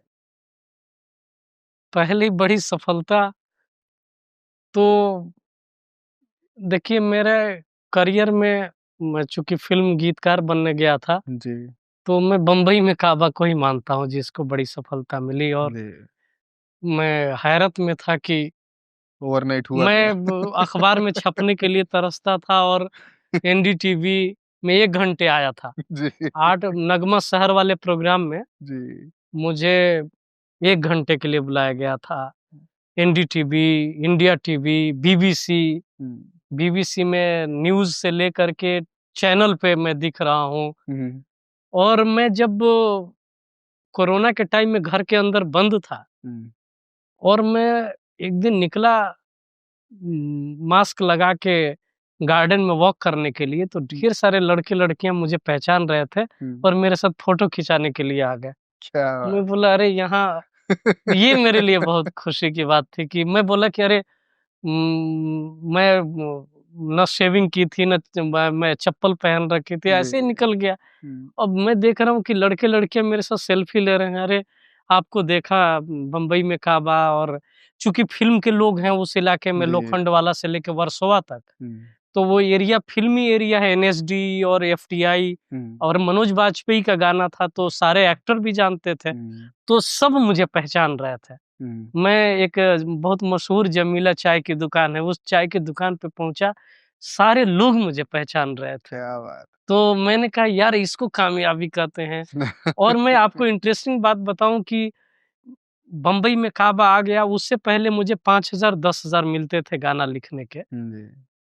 उसके बाद एक गाना लिखने को मिला, उन्होंने पूछा आप कितना चार्ज करते हैं? हुँ, हुँ। मैं डरते-डरते 1 लाख बोला कि अब तो यार बोलना चाहिए। मैंने कहा आजकल 1 लाख लेता हूँ। तो सामने वाला कुछ बोला नहीं। मैंने कहा यार बुरा तो नहीं लग गया इसको 1 लाख? लेकिन जब एग्रीमेंट पेपर आया और मैंने गाना लिख दिया, जी। तो विक्रांत मेसी के लिए मैंने लिखा था। अच्छा। तो एग्रीमेंट में 3 लाख लिखा हुआ था। वाह! तो मैं कहा कि लग रहा है कि कुछ मिसप्रिंट हो गया होगा, कौन माँगने हुँ, जितना माँगे उतना ही लोग नहीं देते हैं। जी। तो मैंने मैसेज किया तो रिप्लाई आया कि नहीं, प्रोड्यूसर बोला है कि इनको 3 लाख दो। वाह! तो कामयाबी इसको कहते हैं कि बम्बई में काबा क्या ने हमारा रेट भी बदल दिया। बहुत मेरा सुंदर, ग्राफ इतना बड़ा बड़ा कर दिया बहुत सुंदर। कि हाँ, वो बड़ी काम। गीतकार सामान्य तौर पे नेपथ्य में रह के काम करते हैं, जी, लेकिन उस गाने ने आपको इतने इंटरव्यूज़ आपने दिए, इतना जी, लोकप्रिय बनाया जी। कि लोग चेहरे से भी आपको पहचानने चेहरे लगे। से भी मुझे लोग जानने बड़ी लगे। उपलब्धि रही है। हाँ, सामान्य तौर पे मुंबई को ऐसा माना जाता है, आपने अपने गाँव में, बनारस में, दिल्ली में खूब सारे मित्र बनाए। लेकिन मुंबई को थोड़ा एक अलग तरीके की नगरी माना जाता है। माना जाता है हुँ, हर व्यक्ति दौड़ रहा है काम हुँ, की तलाश में और वहाँ सच्चे दोस्त सामान्य तौर पे ऐसा माना जाता है नहीं मिलते हैं। हुँ। मुंबई में आपका पहला दोस्त कौन बना? मुंबई में अच्छा जो दोस्त बना, जी, पहला वो जितेंद्र यादव बना। अच्छा। हाँ, वो वो किस क्षेत्र से ताल्लुक़ रखते हैं? वो एक्टिंग में है। अच्छा। तो बहुत सारे दोस्तों से मिलना-जुलना हुआ, हुँ, सबसे एक-दूसरे से परिचय हुआ हुँ, और बातें हुई तो वो ज़्यादा करीब हुआ। हुँ। और मैं उस समय तब वो मिला जब हम काम कर रहे थे। अच्छा। मेरे कुछ गाने आ गए थे, लव यू सोनियो एक फ़िल्म थी, श्रेया घोषाल, शान, हुँ, के ने गाना गाया था उसमें। हुँ, तो ये थी तो जहाँ-तहाँ लोग खड़े होके बातें कर रहे हैं तो मैंने बताया भाई मैंने ये किया है। तो हुँ, थोड़ा एक-दूसरे से हम कनेक्टेड हुए हुँ, और फिर हम एक अच्छे दोस्त बने हुँ, और सब अभी भी हैं सारे। फिर दोस्तों का हुँ। बड़ा-सा कारवां है जी, मुंबई में इस समय, जी, जी, लेकिन वो पहला एक अच्छा दोस्त बना और अभी जी, भी है। जी। जी। जितेंद्र यादव पहले हाँ, मित्र मुंबई के, हाँ, बहुत हाँ, उम्दा। हाँ, अ, आज तो विमान यात्रा आपके जीवन का एक महत्वपूर्ण अंग बन गया है, जहाँ कहीं भी यात्रा कर रहे हैं, हाँ, विमान से ही कर रहे हैं। जी। लेकिन सामान्य तौर पे हम सभी जिस फैमिली बैकग्राउंड से ताल्लुक़ रखते थे और जिस यात्रा को तय किए हैं, उसमें विमान की पहली यात्रा हमेशा बड़ी यादगार होती है। हाँ, हाँ, तो आपके जीवन में हाँ। वो क्षण कब आया जब आप पहली बार विमान पे यात्रा किए? जी, मैं जब अपने गाँव ककरी से बेलथरा रोड 15-20 किलोमीटर साइकिल चला के 20 किलोमीटर जाता था। जी। बबूल से के काँटों भरे रास्ते, हुँ, ऊबड़-खाबड़ नहर के किनारे-किनारे पकड़ के जाते थे पढ़ने। हुँ, पैडल पे धक्का मारते हुए हुँ। यही सपना देखते थे कि एक दिन जहाज़ से चलेंगे और एयरपोर्ट पे कार लगी होगी। क्या बात! तो मेरे सब दोस्त हँसते थे, हुँ, कहे कि यार देखना ये जो हम मेहनत कर रहे हैं ना, हुँ। उस मकाम पे एक दिन पहुँचेंगे। और मेरा सपना था कि मैं गीत लिख कर के ही सब करूँगा। वाह! गीत लिख कर के घर बनवाऊँगा। मेरा बलिया ककरी में जो घर है मेरे गीतों के पैसे से घर बना है। क्या बात! ये मेरे बचपन का सपना था इतनी वो। खूबसूरत सी कहानी है। तो मैं कहता था एक-एक ईंट में मेरे एक-एक शब्द, एक-एक लेटर होंगे। आहा! हाँ, और रोंगटे खड़े हो रहे हैं ये बात सुन जी, कर और के ना, मैंने कहा एक-एक था ईंट में कि मेरे एक-एक शब्द। हमारे घर का नाम हमारी दादी के नाम पे होगा, तो अब नेम प्लेट जो लगेगा उसपे, दादी के तो नाम। हमारी दादी का नाम तुलिया है। हुँ, तो उनका भी बड़ा इंस्पिरेशन रहा जी, मुझे मेरे कवि बनने में। जी। कोई औरत आती थी, उनकी सहेली, दोस्त तो बोलती थी दादी कि अरे वो वाला ज़रा सुनाओ तो गीत इनको, सुनाओ। इनको सुना दो जल्दी। हाँ, तो उनका बड़ा रोल है मेरे जीवन में। हुँ, तो जो-जो मैं ये भी कहता हूँ अपने दोस्तों से हुँ, कि मैं जो-जो सपना देखा, हुँ, ऑलमोस्ट वो हुआ है। हुआ है। मैं सोचा पीएचडी करूँगा, मैं सोचा मैं गीतकार बनूँगा, हुँ, गीतों से घर बनवाऊँगा, मैं जहाज़ से चलूँ और वो लगा रहे। एक बड़े पॉलिटिशियन दोस्त हैं, उनको मैं बोला कि मुझे हेलीकॉप्टर से चलना है, हुँ। तो वो तैयार हो गए, बोले कि आप जब कहिए हम आपको ले चलते हैं। तो जी, मतलब मैं जो सोचता हूँ और जो मेहनत करता हूँ उस दिशा में, बहुत उम्दा। पढ़ाई-लिखाई करके उस दिशा में मैंने और जो भी सोचा वो गीतों के माध्यम से सोचा। तो विमान यात्रा आपने बताया नहीं, पहली विमान यात्रा। पहली विमान यात्रा मुझे लगता है हुँ, कि मैं हैदराबाद गया था। हुँ। एक मेरा हाँ, हैदराबाद गया था मुंबई मैं। से हैदराबाद, दिल्ली से हैदराबाद गया दिल्ली था। से एक हैदराबाद। मेरा लेक्चर था वहाँ के उस्मानिया यूनिवर्सिटी में। हुँ, तो सुनील सरदार हैं, वो दिल्ली में रहते हैं और क्रिश्चियन हैं वो। हुँ, तो हम उनके चर्च में जाते थे और गीत गाते थे। उस चर्च में वो शैलेंद्र के गीत गाते हैं। अच्छा। वो दुनिया की हर चर्च में जाके वो शैलेंद्र के गीत गाते हैं। वाह सजनवा बैरी हो गए हमार, वाह। दुनिया बनाने वाले क्या, तो जितने वो शैलेंद्र के गीत हैं, मजरू साहब के गीत हैं, ये सब वो चर्च में गाते हैं। तो मैं वहाँ टकराया तो मुझे बड़ा मजा आ गया कि यहाँ तो फिल्मी गाने चर्च में गाए जाते हैं।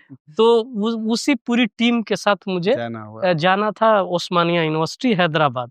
तो वो मेरी रोमांचक यात्रा थी। मुझे बहुत सुंदर। मैं जो चाहता था वो मेरा पूरा होता हुआ दिख रहा था। अच्छा, जिस दौर से आप ताल्लुक रखते हैं, टेलीफोन तो बहुत बाद में आया, हाँ पत्रों का दौर रहा। हाँ। तो आपकी स्मृति जो काम करती हो, पहला पत्र आपने कब लिखा, किसको लिखा? पहला खत जो लिखा वो तो हम अपने किसको लिखा होगा, मैं गांव भर के खत लिखता था एक्चुअली। पूरे गांव की चिट्ठियां मैं ही लिखता था। नहीं, ये तो आप थर्ड पर्सन हो गया फिर तो। हाँ आप हाँ। आपने अपनी निजी भावनाएं पत्र के माध्यम से किसी को कब प्रेषित की? हम मुझे लगता है कि जब मैं अपने चाचा के लिए लिखा, मेरे चाचा लखनऊ में लखनऊ रहते थे किसी चाय की दुकान पे। तो मुझे याद आता है कि वो पहला खत उनके चाचा के लिए लिखा। चाचा जी का। हाँ। क्या बात, बहुत सुंदर। इस सेगमेंट का आखिरी प्रश्न, हम लोग एक ट्रांजिशन का दौर देखे हैं, पत्र, लैंडलाइन, फिर मोबाइल फोन आ गया। मोबाइल फोन के बारे में जो स्मृति काम करती है, पहला फोन आपने कब लिया? पहला फोन मोबाइल फोन। हाँ मैंने लिया होगा, मैं पीएचडी में चला गया था 2005 वाच का टाइम, 5-6 का टाइम होगा। ओके। पीएचडी में, और मैं लिया क्या था, एक मेरे सामने रूम में रहते थे सीके बाबा जो इस समय डीसीपी बैंगलोर है। आहा, तो क्या उनके बात। पास एक 2 फोन आ गए थे और वो बड़े अच्छे घर के थे और साउथ इंडियन थे, लेकिन जो भी मेरी मेरी फितरत हो मुझे पसंद करते तो एक फोन उन्होंने मुझे दिया अरे कि वाह। सागर मेरे पास 2 है, तो तुम, एक सीनियर थे मेरे, सोशियोलॉजी में पीएचडी कर रहे थे और उन्होंने टॉप किया था वहाँ के सिविल वाह। सर्विसेज को, और काफी उनका आज भी उनका योगदान है मेरे लेकिन उस जीवन में। दौर के लिए बड़ी बात है। हाँ, तो 2005 उन्होंने में ही उन्होंने फोन दिया था आपको गिफ्ट और किया है। तो वो हाँ, याद है एक। बहुत बहुत धन्यवाद सर। हमारा दूसरा सेगमेंट भी यहाँ समाप्त जी होता है। अपने पुराने पन्नों को पलटने के हाँ लिए और हमें अनुमति प्रदान करने के लिए कि हम उन पन्नों को खूबसूरत तरीके से पलट सकें, आप उसका उत्तर दें, बहुत धन्यवाद। हाँ। आपकी अनुमति हो तीसरे सेगमेंट की ओर आगे बढ़े। जी इसका नाम है संदेशे आते हैं। हाँ।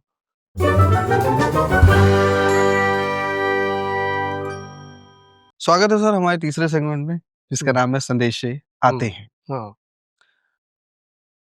संदेशे आते हैं में हमारे दर्शकों को जब पता चलता है कि हमारे गेस्ट कौन आने वाले हैं, उनके लिए वो ढेर सारे मैसेजेस भेजते हैं, अपने क्वेश्चन भेजते हैं। तो सैकड़ों प्रश्न आए थे, कुछ प्रश्न चुरा करके लेके आया हूँ। तो 2-3 प्रश्न हैं जो आपसे पूछने की अनुमति चाहूँगा। एक हमारे व्यूअर पूछते हैं कि चूँकि आप गाँव से ताल्लुक़ रखते हैं हाँ।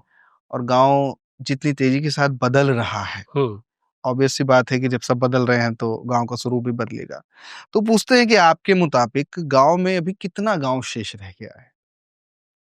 जी, गाँव अब वो गाँव नहीं रह गया है। जिस गाँव के लिए मैंने गीत लिखे, जी। चल उड़ चल सुगना गौवा के वर जहाँ माटी में सोना रहल बा। इसको मतलब एकेडमिकली और इंटेलेक्चुअली देखा जाए तो ठीक है, क्योंकि वहाँ सत्ता की लड़ाई चल रही है, वहाँ ग्राम प्रधान एक पावरफुल पोस्ट है। तो उस सत्ता को हासिल करने के लिए गाँव में दलबंदी हो गई है और गुटबाजियाँ और बड़ी लड़ाइयाँ चल रही हैं। तो वो जो गाँव था जिसमें इस तरह का कोई स्वार्थ नहीं था, गाँव का प्रधान गाँव के लोग ही मिलके बना देते थे, जो भी सम्मानित व्यक्ति होता था। तो इसलिए किसी से कोई वैर द्वेष नहीं था, प्यार था। और मैं जिनको जाता हूँ, मैं गाँव जाके, चाहे वो किसी जात धर्म के हो, उनका पैर छूना और उनसे प्यार लेना, उनसे आशीर्वाद लेना, तो अभी पता चलता है कि उनसे, हमारे घर के उनसे घर से बातचीत नहीं होती और कुछ, अरे ऐसे कैसे फलाने चाचा बात नहीं करते, और मैं जाऊंगा और पैर छूंगा, हम कि अरे ऐसे ये सब थोड़ी अब वो आप लोग जो कि तो गांव बदल गया है। जो भाई साहब ने सवाल किया है वो बहुत वाजिब सवाल किया है कि वो अब वो प्यार नहीं है, वो मजा नहीं है। और वो जो हम सब्जियों का जिक्र मुंबई और दिल्ली में करते हैं, इतनी पेस्टिसाइड मैं देख रहा हूँ कि लेके जो भी सब्जी उगाने वाले लोग हैं तो कुछ सब कुछ खराब हो गया है। जितना सब्जियां पेस्टिसाइड हुई हैं उसी तरह से आदमी भी हो गया है। मतलब जहर ही जहर है। वो मुनव्वर आना का एक शेर है ना कि फजा में घोल दी है जहर अहले सियासत ने, मगर पानी कुएं का आज भी मीठा निकलता है, अब नहीं निकलता है। लेकिन अब शहर से ज्यादा गांव में जहर फैला हुआ है और अब मजा नहीं आ रहा है। जी। एक हमारे व्यूअर पूछते हैं कि नियति, किस्मत, हाँ, कितना मानते हैं आप? मैं नियति को नहीं मानता, बिल्कुल ही नहीं मानता। अच्छा। मैं भाग्य को नहीं मानता। मेरा मानना है कि आप कर्म कीजिए मेहनत से, शिद्दत के साथ। बाकी संयोग घटित होते हैं, उसको मैं संयोग बोलता हूँ, संयोग या दुर्योग। लेकिन मेरा मानना है कि जब वो शाहरुख खान की फिल्म का डायलॉग है ना कि जब आप किसी चीज को शिद्दत से चाहो तो पूरी कायनात आपके सपोर्ट में खड़ी हो जाती है। आप किसी भी फील्ड में लगते हैं ना दिल से, तो लोग आपके सपोर्ट में आ जाएंगे।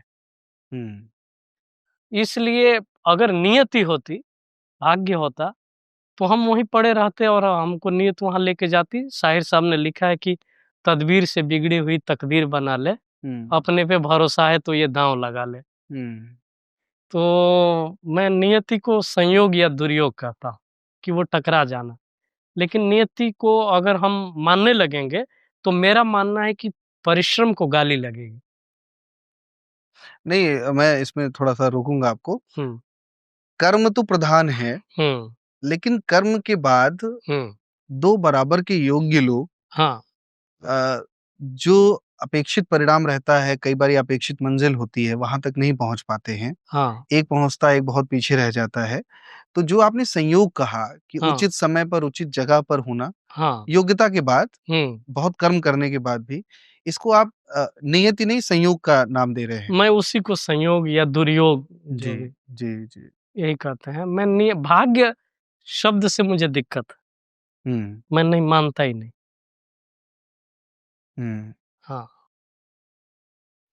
ठीक बात है।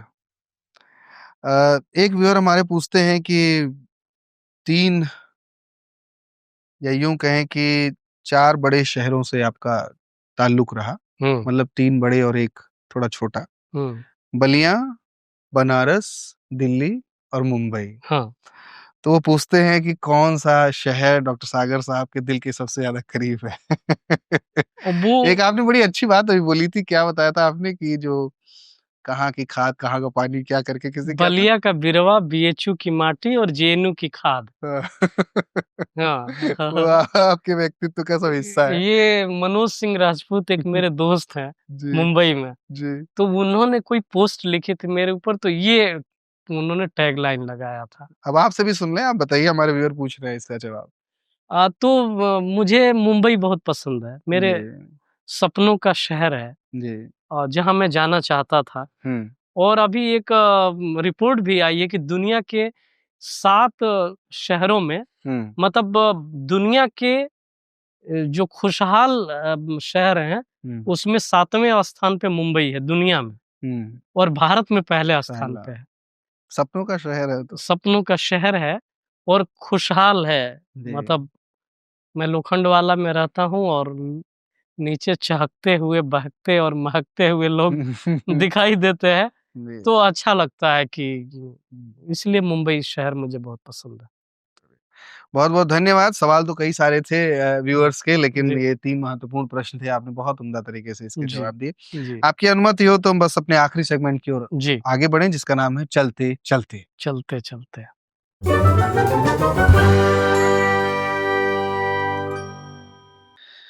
तो सर, स्वागत आपका हमारे चौथे सेगमेंट में। जी, और ये जो पूरा हमारा कॉन्सेप्ट था, मुसाफिर किस्सों वाला, हम्म। जिसमें कि आपके जीवन के जो अलग-अलग किस्से हैं, सबको एक साथ समावेशित करने का प्रयास किया गया। तो हम्म। सबसे पहले तो आपकी राय जानना चाहेंगे इस शो के बारे में। इस शो के बारे में, जी। चूंकि इस शो में मैं आ चुका हूँ, जी। पहले भी मैं इंटरव्यू दे चुका हूँ, और जी। सबसे पहले तो ये कि आप बहुत शानदार बोलते हैं, और आपको बहुत बारीक समझ है सिनेमा की, जी। पोएट्री की, और चूंकि आप सिद्धार्थ नगर से आपका रूट है, आपकी जड़ें वहाँ है।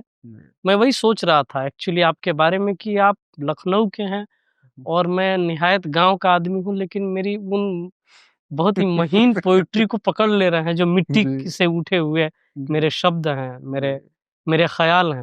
हुँ। तो आज आपने बताया कि आप सिद्धार्थ नगर से रूट हैं, तो बलिया, सिद्धार्थ नगर, बस्ती, जी, जी। गोरखपुर, ये सब एक ही मिट्टी है। जी। तो आपके साथ सवाल जवाब करना तो बहुत ही आनंददायी है। हुँ। मैं बहुतों के साथ करता हूँ, हुँ। लेकिन अनोखा अनुभव रहता है हुँ। आपके साथ सवाल जवाब करने में। नहीं, बहुत धन्यवाद सर। और अब ये आखिरी सेगमेंट जो चलते-चलते हुँ, हमारा रहता है, इसमें हम थोड़ा-सा परेशान करते हैं अपने जो हमारे गेस्ट होते हैं। जी। जिस भी क्षेत्र से ताल्लुक़ रखते हैं, हम उनकी तमाम कृतियों के बारे में चर्चा नहीं करेंगे, उनसे कहेंगे कि अगर वो हुँ, रिसाइट कर सकें, सुना सकें कुछ तो। हाँ। तो सबसे पहले तो आपकी बहुत बेहद खूबसूरत सी कविता है, आपने पहले सुनाई है, लेकिन पिछली बार कुछ तकनीकी कारणों की वजह से हम पूरा उसे सुन नहीं पाए थे। लौट के गाँवें आ गई नी। हाँ। ये बहुत सुंदर सी कविता है। मैं चाहूँगा कि अगर हमारे दर्शकों के लिए आप सुना सकें। जी, जब मैं पहली बार गाँव से बनारस आया, हुँ। तो वो गाँव की याद आई, वो हुँ। ताल तलैया, वो हुँ। नहर, नदी। हुँ। तो मैं वहाँ पे मैंने पहली कविता यही लिखी बनारस पहुँचने के बाद, हुँ। कि कहाँ गइल गौआ के बचपन, मनवा आज उदास भइल बा। हुँ। कहाँ गइल गौआ के बचपन, मनवा आज उदास भइल बा। लौट के गाँवे आ गइनी जब हमसे ना बर्दाश्त भइल बा। आहा! लौट के गाँवे आ गइनी जब हमसे ना बर्दाश्त भइल बा। भिन सारे जब लाल किरनिया बसवारी से झाँकेले। हुँ। भिन सारे जब लाल किरनिया बसवारी से झाँकेले। एक खूंटा से वो खूंटा चितकबरी गैया माँकेले। आहा! एक खूंटा से वो खूंटा चितकबरी गैया माँकेले। गौआ के देखते जैसे देवी देवता के बास भइल बा। लौट के गाँवे आ गइनी जब हमसे ना बर्दाश्त भइल बा। तो मुजवानी में सोन चिरैया ठोरे ठोरे खोता साजे। हुँ। मुजवानी में सोन चिरैया ठोरे ठोरे खोता साजे। गौआ के गोइड़ा हर चले त बैलन के घुघुर बाजे। अरले अरले आर चढ़ावे। अरले अरले आर चढ़ावे खेतवा सोमरा चास भइल बा। लौट के गाँवे आ गइनी जब हमसे ना बर्दाश्त भइल बा। लौट के गाँवे आ गइनी जब हमसे ना बर्दाश्त भइल बा। तब बूटन बाबा अपना कौड़ा ऐसन धुई रमावत रहलन। बूटन बाबा अपना कौड़ा ऐसन धुई रमावत रहना। रानी कौआ हकनी या सरंगा के खिस्सा सुनावत रहना। आहा! आगी फूंक फूंक तापे खातिर दुअरे आज खजास भइल बा। लौट के गाँवे आ गइनी जब हमसे ना बर्दाश्त भइल बा। लौट के गाँवे आ गइनी जब हमसे ना बर्दाश्त भइल बा। आखिरी टुकड़ा है जी। कि भुलाइयो के अब नाम ना लेब फिर शहर में आवे के। हुँ। भुलाइयो के अब नाव न लेब फिर शहर में आवे के। चला चला ये सागर अब गौए में गीत बनावे के। आहा! चला चला ये सागर अब गौए में गीत बनावे के। उहे दिनवा सोच सोच भर भर आँखी में आंस भइल बा। लौट के गाँवे आ गइनी जब हमसे ओके। ना बर्दाश्त भइल बा। कहाँ गइल गौआ के बचपन, मनवा आज उदास भइल बा। लौट के गाँवे आ गइनी जब हमसे ना बर्दाश्त भइल आह! बा। क्या बात है! और आपकी स्मृति भी कमाल की है। आप पिछली बार मैंने आपसे तकरीबन मुझे लगता है 5 साल पहले ये कविता सुनी थी, हाँ, 4-5 साल बहुत पहले। दिनों बाद इसको और आज मनोज तिवारी से ऐसे ही कुछ हम लोग बात रात में बातें कर रहे थे। जी, उनको सुना दिए, हुँ, बोले अरे इसको गाना गाना है मुझे, बहुत सुंदर। इसको धुन में इसको लाइए। तो देखिए अगला गाना आएगा ये जी, पोएट्री गाने की शक्ल में आएगी, बहुत मनोज सुंदर। तिवारी की आवाज़ 2 छोटी-छोटी और गुज़ारिश है हमारी। में। एक महारानी का सीज़न 4 आया है अभी। जी, मैं अपने दर्शकों को बता दूँ, महारानी के सारे सीज़न्स के गाने सर ने ही लिखे हैं, फर्स्ट, सेकंड, जी, थर्ड, फोर्थ सभी के। और अभी ये जो 4th सीज़न आया है, जी इसका एक बहुत इतना खूबसूरत वो गीत है, मैं सुन रहा था, आंखों में आंसू आ गए मेरे, कि सुन भइल माई के अचरवा हाँ, हो। सुन भइल माई के अचरवा हो, सुगनवा हेराई गइल कहवा। वो है क्या पूरी पोइट्री नहीं, आपके मेरे पास? पास है नहीं, मैं एक्चुअली मुझे लगा कि शायद ये रिसेंट का है, तो अगर ना, नहीं याद है मुझे। अच्छा। सुन ओके। भइल माई के अचरवा हो, सुगनवा हेराई गइल कहवा। हम्म। और अब लागे ले बहुते ब्यूटीफुल हमार भैया, हाँ। पगड़ी वाली रस्म में जी जी जी, ये सीजन 3 का है शायद ये। सीजन 4 का है, 2 गाने हैं उसमें। एक अच्छा, हाँ पगड़ी की हाँ हाँ रस्म हाँ, जो जी हो जी रही जी है। जी जी जी जी, वो हाँ, जिसमें वो श्वेता बासु प्रसाद और हुमा कुरैशी सब लोग हुमा डांस कर रहे कुरैशी हैं। के साथ वो हाँ लोग हाँ, आंगन में हो रहा है, ब्यूटीफुल, तो जी जी जी जी जी। 2 गीत मैंने लिखे हैं हाँ हाँ उसमें। हाँ। जी। और वो सीजन 2 का निर्मोहिया, वो भी गीत बहुत सुंदर है। हाँ, बहुत वो सुंदर है, आपने महारानी सीजन 2 का। सेनुरा धुआई गइले, रहिया अन्हार भइले, लौके न कहीं उजियार निर्मोहिया। शारदा सिन्हा जी की और आवाज है। खोतवा उजड़ गइले, हम्म। जन्मे के हम तो गंवार निर्मोहिया। हाँ हाँ हाँ हाँ हाँ। उसकी लाइनें बड़ी कमाल।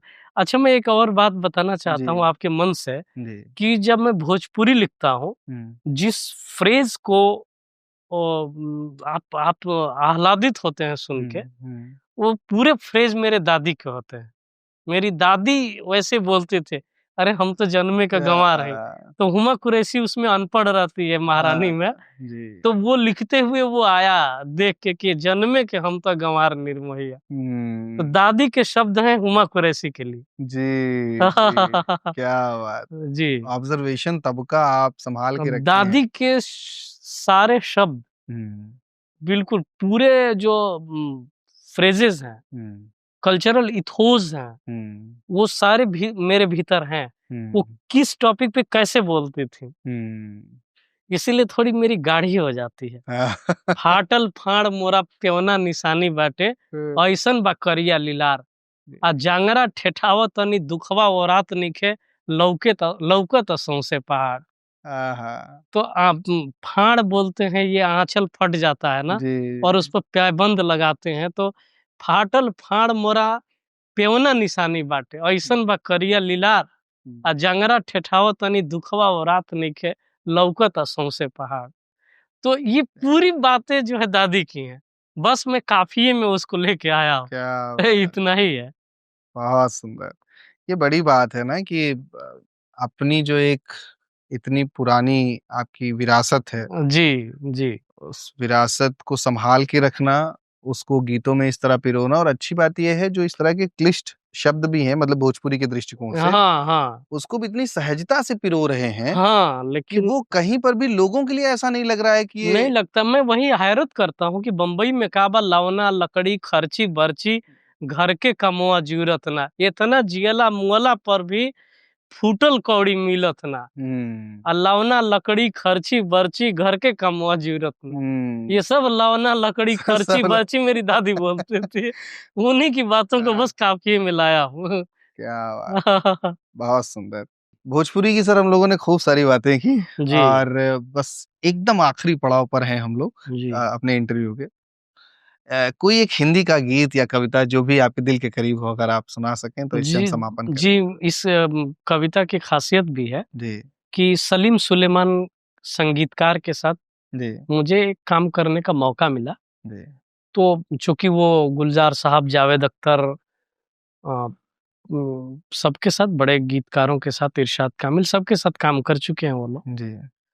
तो मेरे साथ क्यों काम करेंगे, हुँ, जब उनके पास बड़े गीतकार बैठे हुए हैं। जी। तो उन्होंने कहा कि सुनाइए क्या लिखते हैं आप? हुँ, कुछ सुनाइए। हुँ, मैंने यही कविता सुनाई, जी। और उन्होंने इसी पे डन कर दिया था कि हम डॉक्टर सागर के साथ काम करेंगे। वाह! उन्होंने ये भी कहा कि आपने खुशबू से मेरे स्टूडियो को भर दिया। आहा! क्या बात है। सलीम साहब ने। सलीम साहब ने कहा। हाँ, अच्छे व्यक्ति हैं। दोनों लोग बैठे थे, सलीम सुलेमान, सुलेमान। दोनों भाई बैठे थे, हुँ, और डायरेक्टर बैठे थे अश्विनी चौधरी, और हुँ, प्रोड्यूसर भी बैठे थे। हुँ, उनके बीच सुनाया, और वहीं इसी पोएट्री पे मैं डन हुआ, वाह! और उनके लिए मैंने गाना लिखा। सेटर्स में सुखविंदर हुँ, सिंह ने गाया है उसे। हुँ, जी। तो ये कविता यूँ है कि जब दुआएँ बन के शबनम, हुँ, जब दुआएँ बन के शबनम फूलों पे गिर जाती हैं, जब दुआएं बन के शबनम फूलों पे गिर जाती हैं, मजनू के मैले कुर्ते से इश्क की खुशबू आती है, आहा, मजनू के मैले कुर्ते से इश्क की खुशबू आती है। अब साहिर के ज्यों बचे हुए सिगरेट के उस टुकड़े की खुशबू, हम्म, साहिर के ज्यों बचे हुए सिगरेट के उस टुकड़े की खुशबू, ज्यों गुलजार के गीतों के उस छोटे से मुखड़े की खुशबू, अपने भजन से मीराबाई इनकलाब जब लाती हैं, मजनू के मैले कुर्ते से इश्क की खुशबू आती है, मजनू के मैले कुर्ते से इश्क की खुशबू आती है। अंकुर फूट रहा है कोई, अंकुर फूट रहा हो कोई जब धरती के सीने से, अंकुर फूट रहा हो कोई जब धरती के सीने से, आज हवाएं महक गई हैं किसके गजब पसीने से, आज हवाएं महक गई हैं किसके गजब पसीने से, खेतों की मेड़ों पर धनिया जब बीड़ी सुलगाती है, मजनू के मैले कुर्ते से इश्क की खुशबू आती है, मजनू के मैले कुर्ते से इश्क की खुशबू आती है। और जब तावीज के भीतर भीतर आयत ने दम तोड़ दिया, जब तावीज के भीतर भीतर आयत ने दम तोड़ दिया, कैसे रेगिस्तानों में रांझे को लाकर छोड़ दिया, कैसे रेगिस्तानों में रांझे को लाकर छोड़ दिया, देख के सोहनी के मटके को जब नदियां बल खाती है, मजनू के मैले कुर्ते से इश्क की खुशबू आती है। और है कि कहीं अधूरी राधा तो कमली का आंचल मैला है, कहीं अधूरी राधा तो कमली का आंचल मैला है, कहीं चीखती हीर कहीं चौखट के भीतर लैला है, कहीं चीखती हीर कहीं चौखट के भीतर लैला है, अनारकली को जब सत्ता दीवारों में चुनवाती है, मजनू के मैले कुर्ते से इश्क की खुशबू आती है, मजनू के मैले कुर्ते से इश्क की खुशबू आती है। और जब शीरी की खातिर उस फरहाद ने पर्वत काट दिया, जब शीरी की खातिर उस फरहाद ने पर्वत काट दिया, दशरथ माझी ने पहाड़ को दो हिस्सों में बांट दिया, दशरथ माझी ने पहाड़ को दो हिस्सों में बांट दिया। खून से लिखे खत में दुनिया, खून से लिखे खत में दुनिया जब तेजाब मिलाती है, मजनू के मैले कुर्ते से इश्क की खुशबू आती है, मजनू के मैले कुर्ते से इश्क की खुशबू आती है। आखिरी अंतरा है कि जिस पेड़ के नीचे हंसती है शाखों में फूल निकल आए, जिस पेड़ के नीचे हंसती है शाखों में फूल निकल आए, वो पांव जमी पे रख दे तो फसलों में दाने लग जाएं, वो पांव जमी पे रख दे तो फसलों में दाने लग जाएं। सागर की गजलों में जब वो नुक्ता सही लगाती हैं, सागर की गजलों में जब वो नुक्ता सही लगाती हैं, मजनू के मैले कुर्ते से इश्क की खुशबू आती है, जब दुआएं बन के शबनम फूलों पे गिर जाती हैं, मजनू के मैले कुर्ते से इश्क की खुशबू आती है। क्या बात, बहुत खूब, बहुत उम्दा सर। तो शुक्रिया। बहुत बहुत धन्यवाद सर हमारे इस आमंत्रण को स्वीकार करने के लिए। जी जी आप और ये जो बेहद उम्दा जीवन यात्रा है आपकी, जी उसको विस्तार पूर्वक हमसे साझा करने के लिए। जी और यकीन मानिए कि हाशिए पर पड़ा हुआ एक व्यक्ति, जी जिसमें कहीं ना कहीं उम्मीद कई बार ओझल हो जाती है कि पता नहीं हम जो जीवन में पाना चाहते हैं वो संभव हो पाएगा कि नहीं, तो आपकी जब जीवन यात्रा देखेगा कि आप कहाँ से निकल करके और कहाँ तक की यात्रा आपने तय की है, तो आप हर उस व्यक्ति के लिए उम्मीद की एक किरण है कि जी जगह मायने नहीं रखती है, बिल्कुल हुनर बिल्कुल। मायने रखता है। हाँ हाँ कि बिल्कुल। आप कहीं भी हों, वहां से आप अपने सपनों को पूरा कर सकते हैं। तो मैं कभी कभी मजाक में कहता हूँ कि खेत पसीना मिट्टी खुशबू सब रचने में माहिर हूँ, खेत पसीना खुशबू मिट्टी सब रचने में माहिर हूँ, कभी कभी तो लगता है मैं भी बलिया का शाहिर हूँ, कभी कभी तो लगता है मैं भी बलिया का क्या शाहिर हूँ। बात है, क्या बात तो है। ये तो आप हैं, हाँ बलिया के हाँ शाहिर आप हैं। और बलिया का नाम अब आपकी वजह से जाना जाने लगा है। विशेष रूप से आप वहाँ के पहले ऐसे गीतकार रहे जी जो जिनकी वजह से जी आज बलिया जाना जा रहा है। आप जो मुख्य धारा का सिनेमा है, जी। उसके लिए इतने सारे गीत आपने लिखे। आपकी जीवन यात्रा यूं ही रोचक बनी रहे। जी। हम सभी की ढेर सारी शुभकामनाएं हैं। बहुत बहुत शुक्रिया विजीत सिंह। जी। आपसे मिलना हमेशा मेरे लिए बहुत आह्लादकारी होता है, सुखद होता है, मजा आता है। जी, लखनऊ में आपसे मिलना हुआ, जी, मैं बहुत शुक्रगुजार हूँ इतने सलीके से, खूबसूरती से मेरी भूली बिसरी चीजों को फिर से याद दिलाने के लिए आपका शुक्रिया। बहुत बहुत धन्यवाद सर। जी, बहुत शुक्रिया।